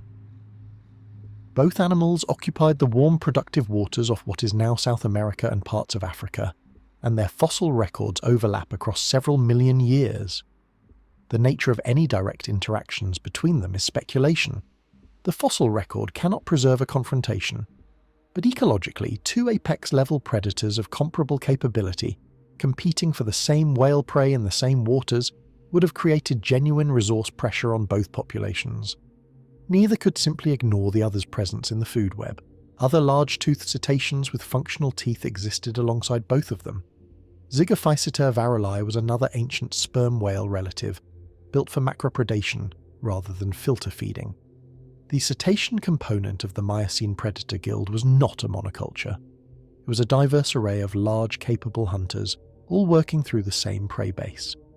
Then, there were the ancient orca relatives. Modern killer whales are arguably the most ecologically significant marine predators alive today, not because of their individual size, but because of their intelligence and their coordination. An orca-pod hunting cooperatively can take prey far beyond the capacity of any individual member. They have been observed killing blue whales, great white sharks, and sperm whales. The ancestors of modern orcas were beginning to develop similar group hunting strategies during the late Miocene and Pliocene. A lone megalodon encountering a coordinated group of large, intelligent, cooperative, cetacean predators was a different proposition than a lone megalodon encountering any individual rival. The physics still favoured the megalodon in most individual confrontations, but the whale's collective intelligence represented a genuinely new kind of ecological challenge. And beyond all the direct competitors, there was the broader pressure of the megalodon's own success on its prey base. A predator that sustains large population numbers across 20 million years of continuous occupancy puts constant pressure on the animals it eats. The relationship between predator and prey abundance cycles endlessly. Too many hunters, and the prey declines. Declining prey forces predator populations down. Reduced predation pressure allows prey to recover. Then the cycle repeats. For most of the megalodon's reign, the Miocene Ocean was productive enough to sustain this cycle without breaking down. The prey base was vast. The system had room to absorb the megalodon's appetite. What changed? The equation was not the internal dynamics of the ecosystem, but the external force of a changing climate.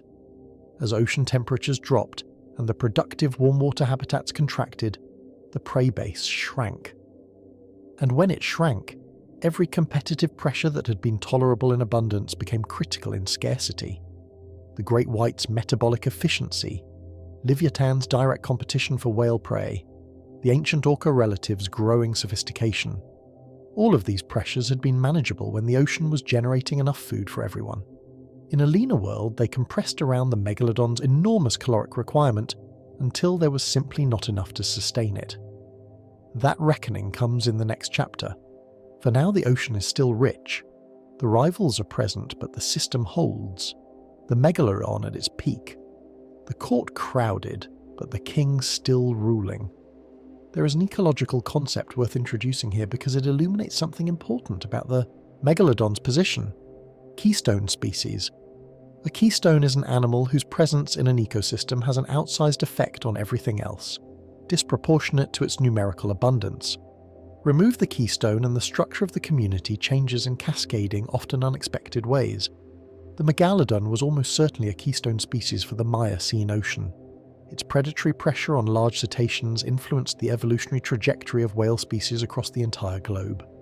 The prey animals that survived in the Megalodon's world were the ones best suited to surviving in the Megalodon's world, which is to say faster, more socially complex or specialized in ways that reduced their vulnerability. Whale evolution during the Miocene was filtered through the Megalodon's appetite, but the Megalodon's competitors also shaped it in return. Leviathan's presence in the same hunting grounds presumably influenced where and when the Megalodon chose to hunt. The growing sophistication of cetacean cooperative predators placed new, selective pressure on the Megalodon's own strategies. Predator and prey and competitor, all exerting influence on each other, all nudging the evolutionary trajectories of every other species in the system. This is the real texture of an ancient ecosystem. Not a static tableau of a dominant predator surrounded by helpless prey. A dynamic, contested, constantly shifting web of relationships, with the Megalodon at the center, but by no means controlling everything. The Megalodon's rivals could not defeat it individually. But collectively, across the dimensions of resource competition, prey depletion, and habitat contestation, they occupied the spaces around it. They defined the limits of its dominance even while it remained dominant. And when the climate changed and those limits tightened, the rivals were still there, leaner, more adaptable, requiring less from an ocean that was giving less. The court outlasted the king, but tonight the ending is still far away, the court is full, the king is strong, and the ancient sea is still deep and warm and alive with the most extraordinary collection of large animals this planet has ever assembled in one place. Rest in that abundance. The rivals are present, but the balance holds. The Megalodon is moving through its world with the casual authority of something that has held this position for 20 million years. It will hold it a while longer yet. Chapter 11. The Slow Collapse. When the world changed. The Miocene did not end all at once. Nothing in geology does. The transition into the Pliocene epoch beginning roughly 5.3 million years ago, was measured not in events but in degrees, a fraction of a degree of average ocean temperature per century, a few centimetres of sea level shift per millennium, continental ice accumulating at the poles in amounts too small to observe from one generation to the next. Change that would have been completely imperceptible to any individual creature alive within it. But change that across hundreds of thousands of years remade the ocean. Ocean temperatures globally dropped, not precipitously, but enough. The shallow, warm, sunlit continental shelves that had driven the extraordinary productivity of the Miocene began to contract. Coastlines shifted as sea levels fluctuated with the growing and retreating of polar ice sheets.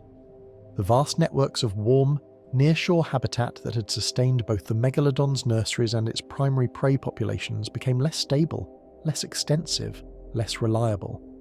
The whales were the first clear signal that the world had shifted. Baleen whales, the large filter feeders that represented some of the most important prey for adult megalodons, are profoundly dependent on the distribution of cold, nutrient-rich upwelling currents. These currents drive the plankton blooms that support the krill and copepod populations that baleen whales filter from the water in vast quantities.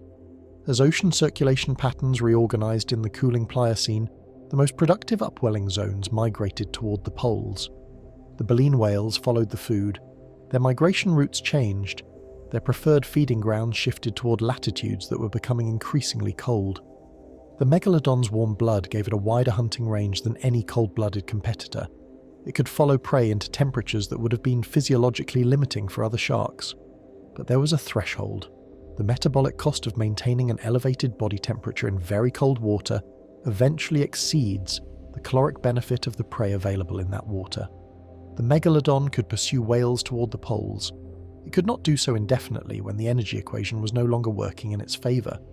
The prey was gradually moving to places where the megalodon could follow only at increasing cost, not suddenly inaccessible, but harder, and for an animal operating on the knife edge of 100,000 calorie daily requirement, harder and marginal are not meaningfully different from impossible. While the hunting grounds were contracting, the nurseries were being disrupted at the same time. The shallow coastal environments where megalodon pups spent their critical early years were acutely sensitive to the sea level oscillations driven by Pliocene glaciation. As ice sheets advanced and retreated, sea levels rose and fell. The shallow bays and sheltered inlets that had served as megalodon nursery sites for millions of years changed shape, shrank, occasionally dried. The specific coastal habitats the species had used, reliably and consistently, across its entire evolutionary history were now becoming unpredictable. The consequence of this was not immediate. A slow reproducing species with long gestation periods and a small number of offspring per birth does not respond rapidly to environmental disruption. The effect was delayed, filtered, through the reproductive cycle. A generation of pups born into degraded nursery habitat would have lower survival rates. That cohort would reach reproductive age years or decades later in smaller numbers. The population of breeding adults would quietly begin to decline. Reproduction would slow further. The feedback loop would tighten with each passing decade. From the outside, the megalodon population probably looked robust for a long time after the pressures began. These things take time to manifest at the population level. It is only when you step back and look across thousands of years that the trajectory becomes clear. Fewer teeth in each successive sediment layer. Smaller maximum tooth sizes as fewer individuals were reaching their full potential dimensions. A species contracting inward toward its last viable territories. And filling the spaces it vacated was the great white shark.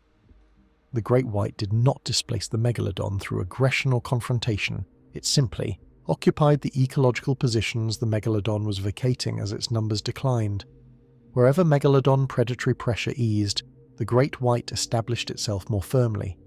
Its lower metabolic requirements made it functional in ocean conditions that were becoming increasingly hostile to the megalodon's energy budget. Its juvenile population fed on different prey from its adults, giving it a structural resilience across life stages that the megalodon lacked.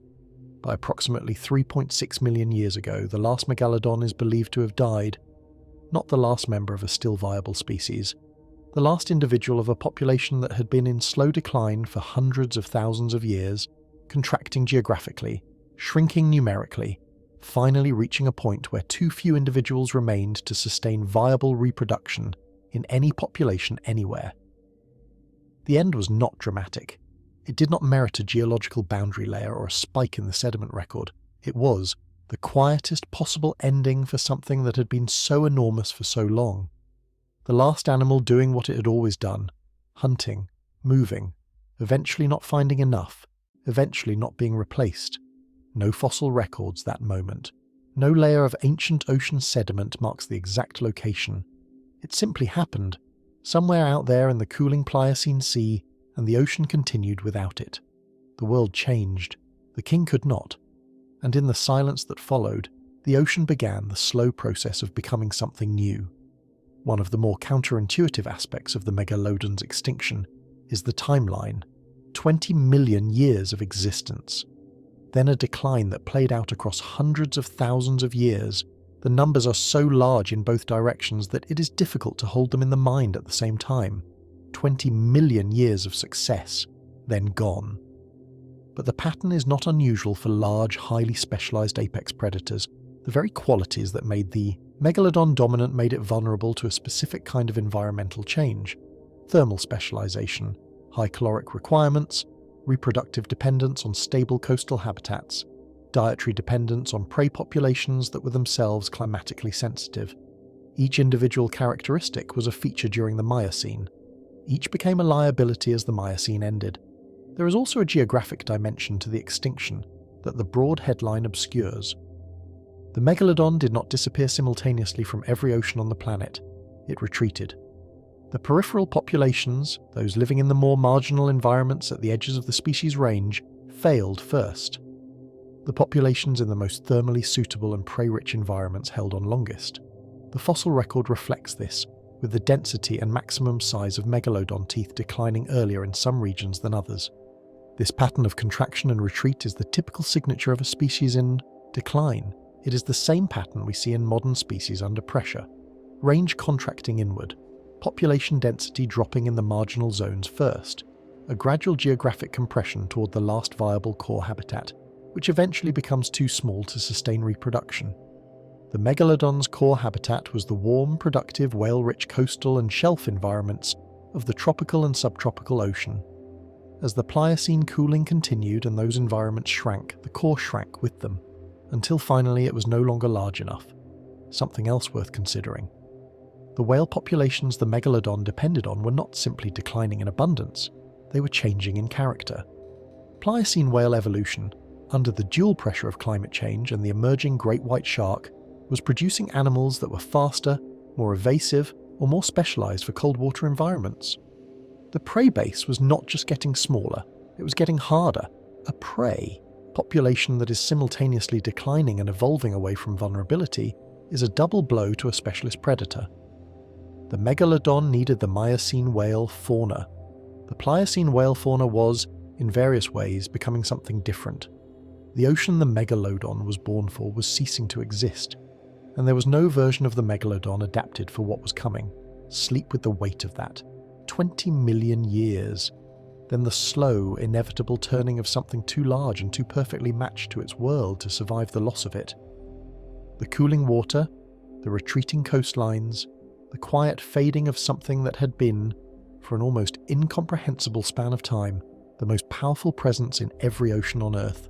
Gone now, into the stone and the sediment, into the record that waits for us to read it, into this night, if you are willing to let it be here. Chapter 12. Did the Great White kill the king? It is one of those questions that sounds simple on the surface and turns out, when you pull at it, to be genuinely complex. Did the Great White Shark cause the Megalodon's extinction? The instinctive answer for most people is no. A Great White Shark is roughly 6 meters long. The Megalodon was up to 24. The idea that the smaller animal somehow defeated the larger one in open competition feels intuitively wrong. And in the most literal sense, it is wrong. No great white shark ever killed an adult Megalodon. The physics of that encounter would have been entirely one-sided. But extinction is rarely the result of direct combat. Species go extinct when they can no longer sustain viable populations. And the ways in which the great white shark contributed to that outcome for the Megalodon are more interesting, more indirect, and in some respects more ruthless than any direct confrontation could have been. Begin with timing. The great white shark appears in the fossil record around 3.5 million years ago. The megalodon's teeth become progressively rarer and smaller in deposits of the same age. By the time the Megalodon is gone, the great white is already well established and expanding. This overlap is not coincidental. The two animals were sharing the same ocean during the Megalodon's final chapter, and their relationship during that period had consequences. The 2025 zinc isotope study provided the clearest picture yet of exactly how they were sharing it. The dietary overlap between the two species was substantial. Both were opportunistic apex feeders. Both prioritized large marine mammals when available. Both shifted to smaller prey when conditions demanded it. They were not occupying neatly separated ecological spaces. They were fishing the same waters for the same prey. Now consider what this means in the context of a declining food supply. In the productive Miocene ocean, dietary overlap between the Megalodon and a smaller predator was essentially irrelevant. There was enough. The great white taking a dolphin somewhere in the Pacific did not materially affect the Megalodon's ability to meet its 100,000 calorie daily requirement. The ocean was generating surplus enough to absorb the competition. As the Pliocene cooling contracted that productivity, the calculus shifted. Every animal the great white took was an animal the Megalodon did not get. In an environment where prey was becoming scarce, and the Megalodon was already operating at the limit of its energy budget, that lost food was not an abstraction. It was a deficit that compounded across days and weeks and seasons. A deficit the Megalodon's enormous metabolic demands had no room to absorb. The great white did not need to be larger or fiercer, or even to directly challenge the Megalodon in any way. It simply needed to keep eating in the same waters. In a shrinking food supply, the smaller animal's metabolic efficiency was a decisive advantage. Population structure provided a second layer of competitive pressure that is less often discussed. Juvenile great whites feed on fish and smaller prey, completely separate from the marine mammal diet of the adults. The species occupies two distinct dietary niches across its life stages, without one competing against the other. This structural efficiency means that young, great whites growing toward adulthood are not depleting the same food supply their parents depend on. Juvenile megalodons had no such separation. From birth, they were already targeting small cetaceans in the shallow coastal nursery grounds. Young and old megalodons were drawing from overlapping prey pools. As those coastal environments degraded under Pliocene sea level oscillations and as great whites expanded into the same coastal zones, the juveniles faced compounding pressure from both directions simultaneously. Habitat degradation from one side, growing dietary competition from the other. Some researchers have proposed a more direct mechanism, that great white sharks, expanding into coastal and shelf environments previously dominated by the megalodon, actively predated on megalodon pups in the nursery zones. We cannot confirm this from the fossil record. No great white tooth has been found embedded in a megalodon juvenile bone. But the circumstantial ecology is not implausible. Great whites in the modern ocean have been documented killing juvenile sharks of other species. Their expansion into the megalodon's nursery habitats during the megalodon's decline would have put them in direct proximity to the most vulnerable life stage of the species. An inversion of the obvious narrative, not the titan threatening the smaller shark. The smaller, more adaptable, more energetically efficient shark quietly undermining the titan's reproduction. There is a broader pattern here that extends well beyond sharks and ancient oceans. The most dramatically specialized organisms dominate their conditions with extraordinary completeness. And then, when those conditions change, they are the first to fail. The megalodon was as perfectly designed as any predator in the history of life. Its warm blood, its size, its thermal range, its dietary flexibility, all of it exquisitely calibrated to the Miocene world. That calibration was a liability the moment the Miocene ended. The great white brought none of the megalodon's superlatives. It was not the largest, not the fastest, not the most thermally advanced, not the most impressively armed. It was simply workable across a wider range of conditions, adaptable where the megalodon was optimized, sustainable where the megalodon was extraordinary. The great white has now been in the ocean for 3.5 million years. It has outlasted the megalodon by more than 3 million. It still patrols the same coastlines where Megalodon nursery deposits now lie buried under rock. The question was never which animal was more impressive. It was which animal the ocean could keep sustaining as the ocean changed. The answer was the one that needed less from it. Sleep on that thought. The cold Pliocene water, the great white settling into the spaces left behind, and the ghost of the largest predator in history fading into the sediment that will preserve it for 3.5 million years until we come looking. There is one last dimension to this relationship worth sitting with before we move on. Not the competition, the succession. When the Megalodon disappeared, the Pliocene ocean did not have a vacancy in its top predator role for long. The great white was already present, already expanding, already establishing its territory across the coastal and shelf environments that the Megalodon had dominated for 20 million years.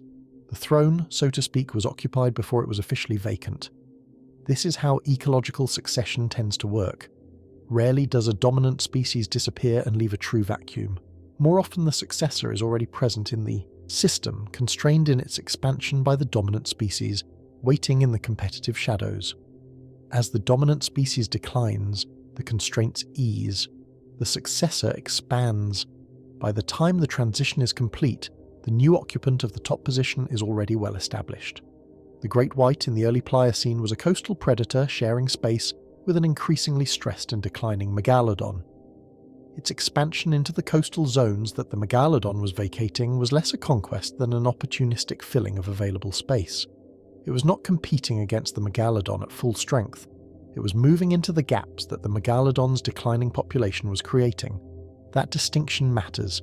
It means the transition from Megalodon dominance to great white dominance was not the result of the great white outcompeting the Megalodon in open contest.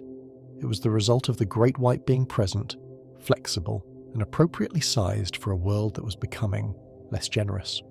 A world that could no longer afford the Megalodon's extraordinary requirements. In this sense, the Megalodon and the great white are not really adversaries in the story. They are characters in a larger story about what happens when the world changes, about what survives and what does not, and about why the survivors are rarely the most spectacular. The great white is not a lesser Megalodon.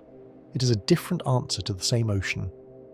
And as the ocean continues to change in our own time, with human pressures replacing climate shifts as the primary driver, the great white faces its own version of the question the Megalodon could not answer.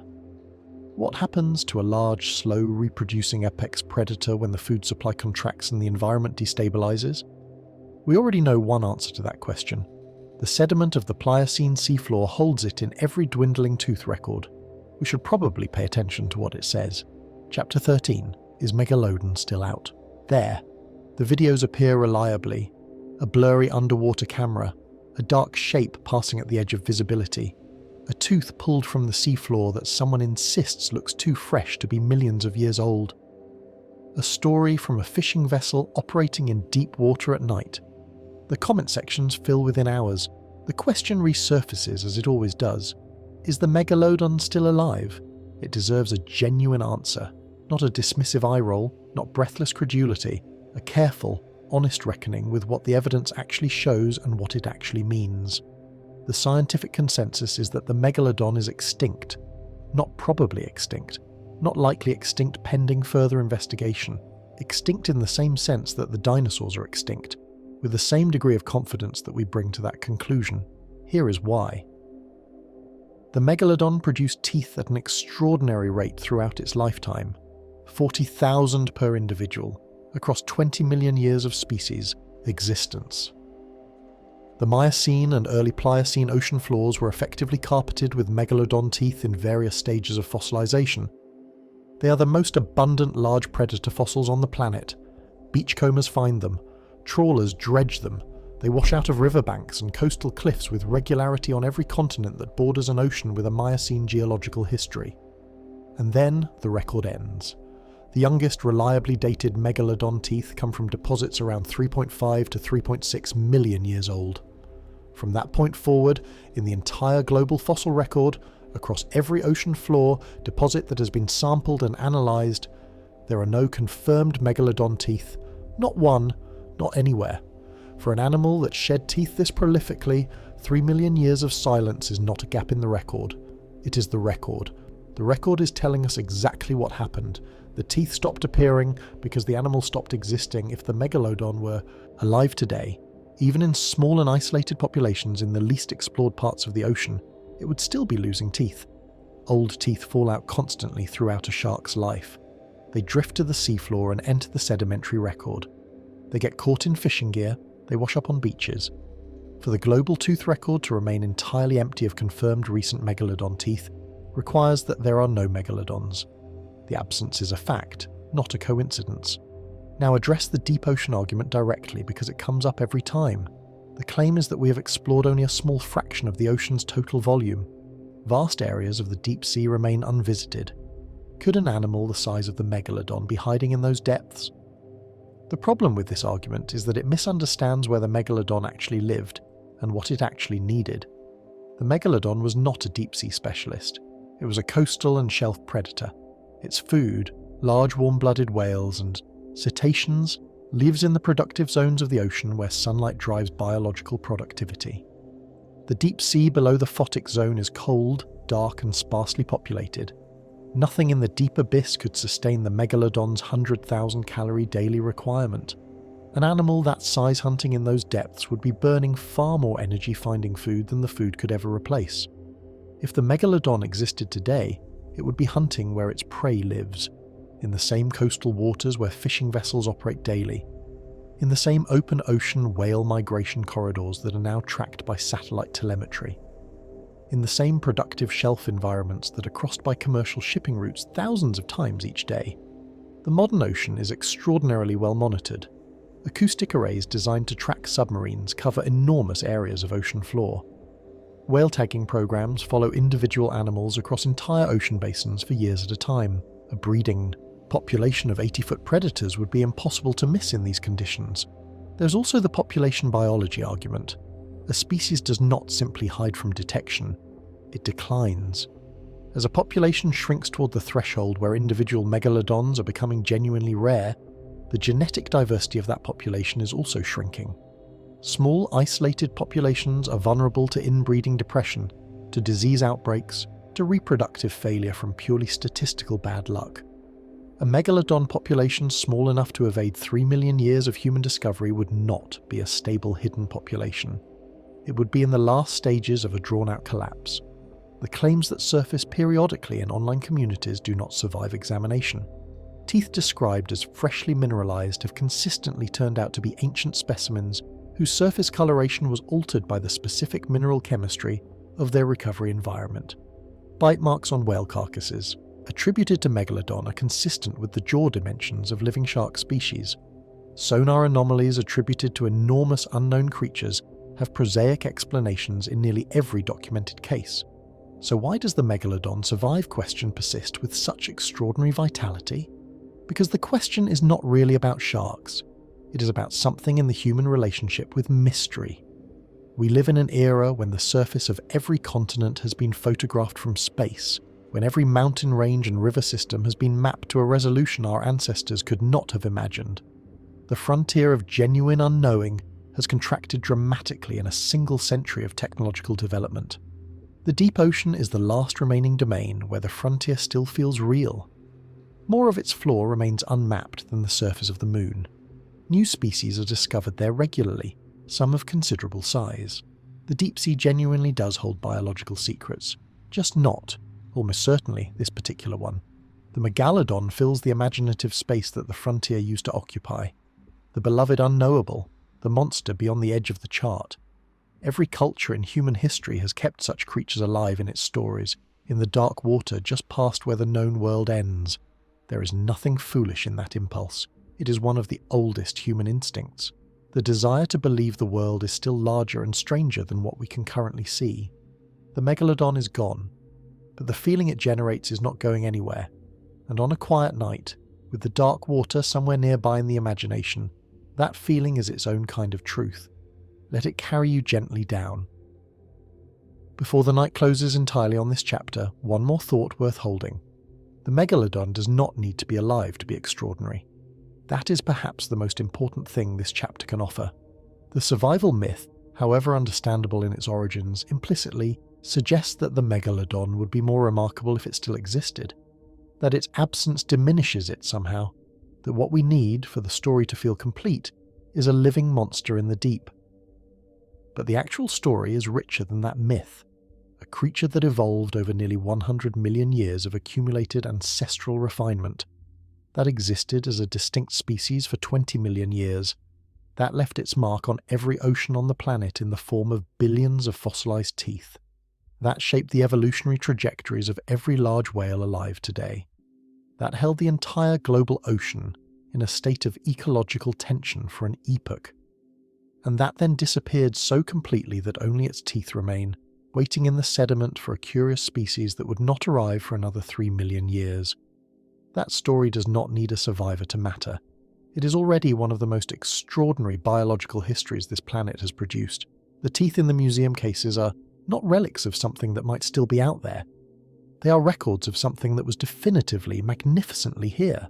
For 20 million years here, in every ocean here, at the top of the most complex and productive marine ecosystem the world has ever assembled here, and then gone. The finality is not a diminishment.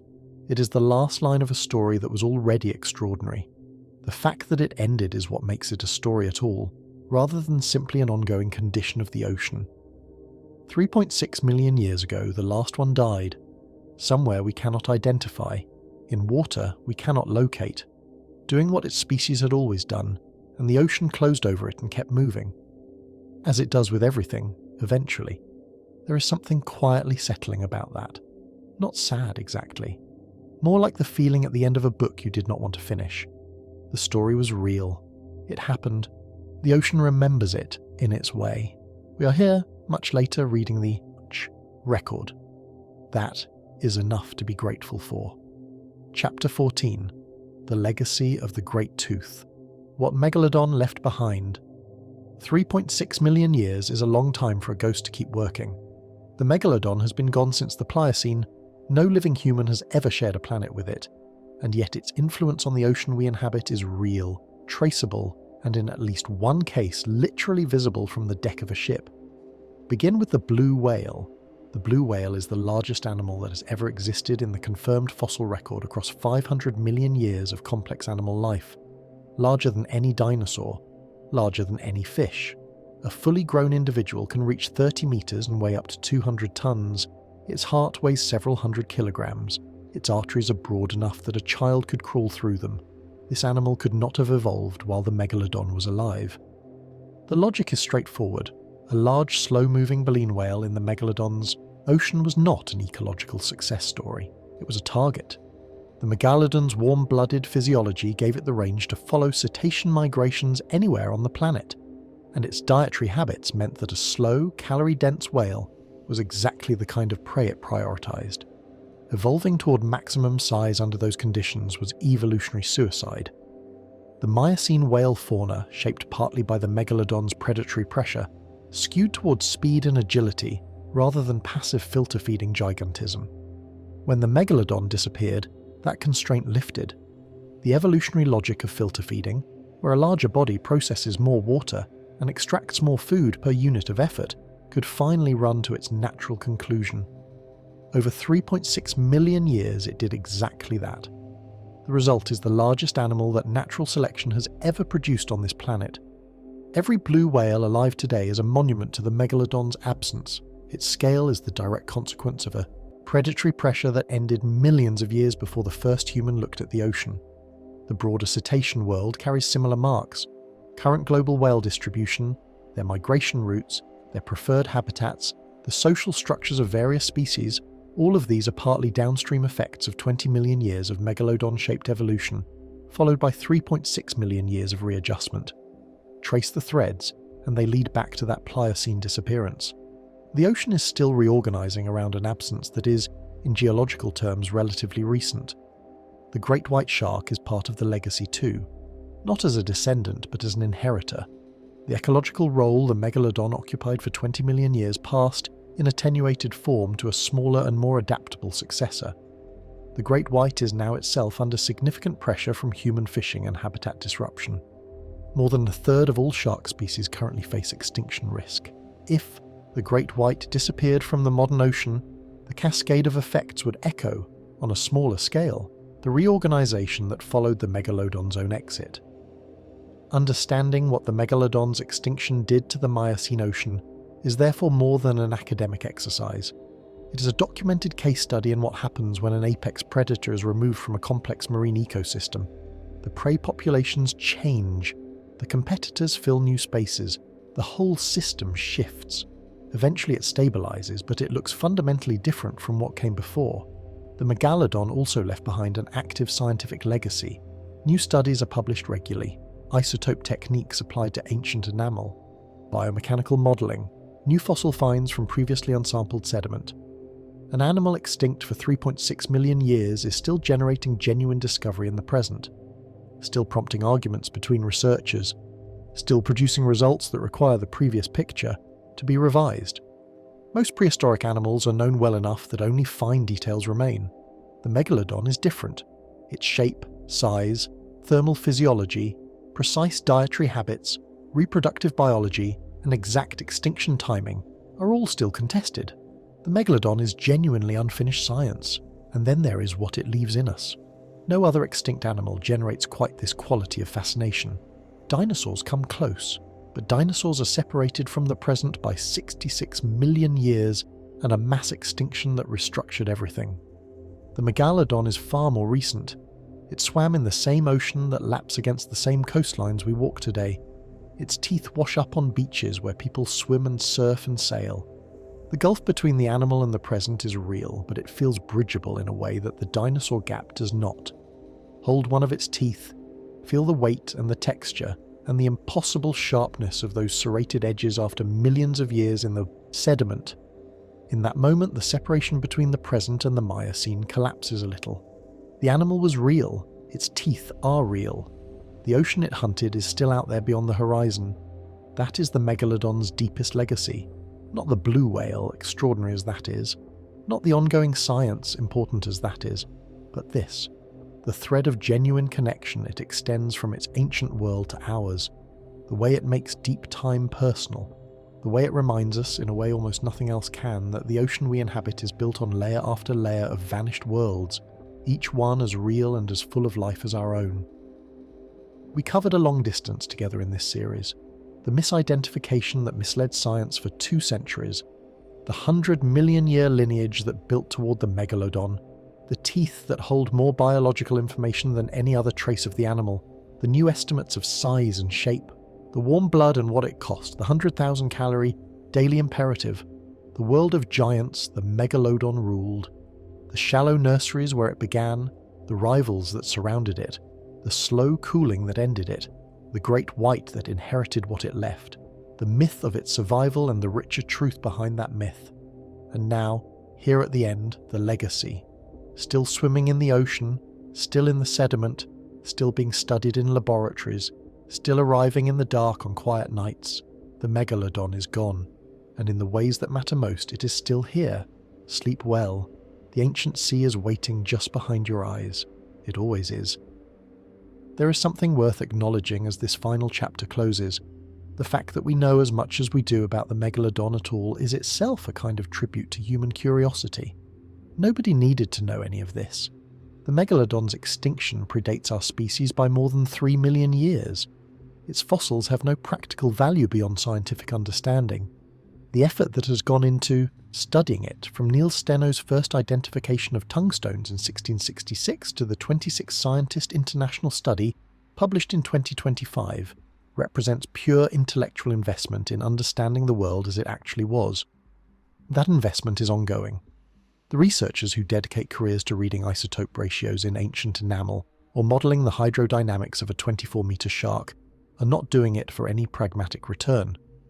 They're doing it because the Megalodon existed, because its existence mattered to the history of life on Earth, and because understanding it tells us something true about the planet we came from. Science at its purest is exactly this. The patient, careful, sometimes frustrated, often surprising process of reconstructing reality from the fragments it leaves behind. The Megalodon left exceptional fragments. Billions of teeth, a partial vertebral column, a handful of scales. And in those fragments, encoded in the chemistry of ancient enamel and the geometry of fossilized bone, the entire biography of an extraordinary animal is slowly being read.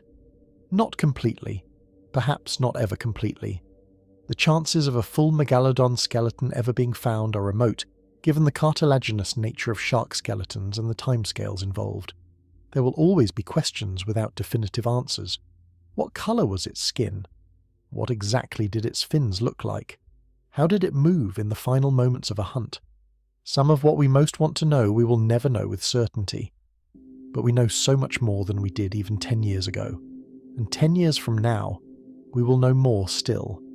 The great tooth is still talking. We just have to keep listening.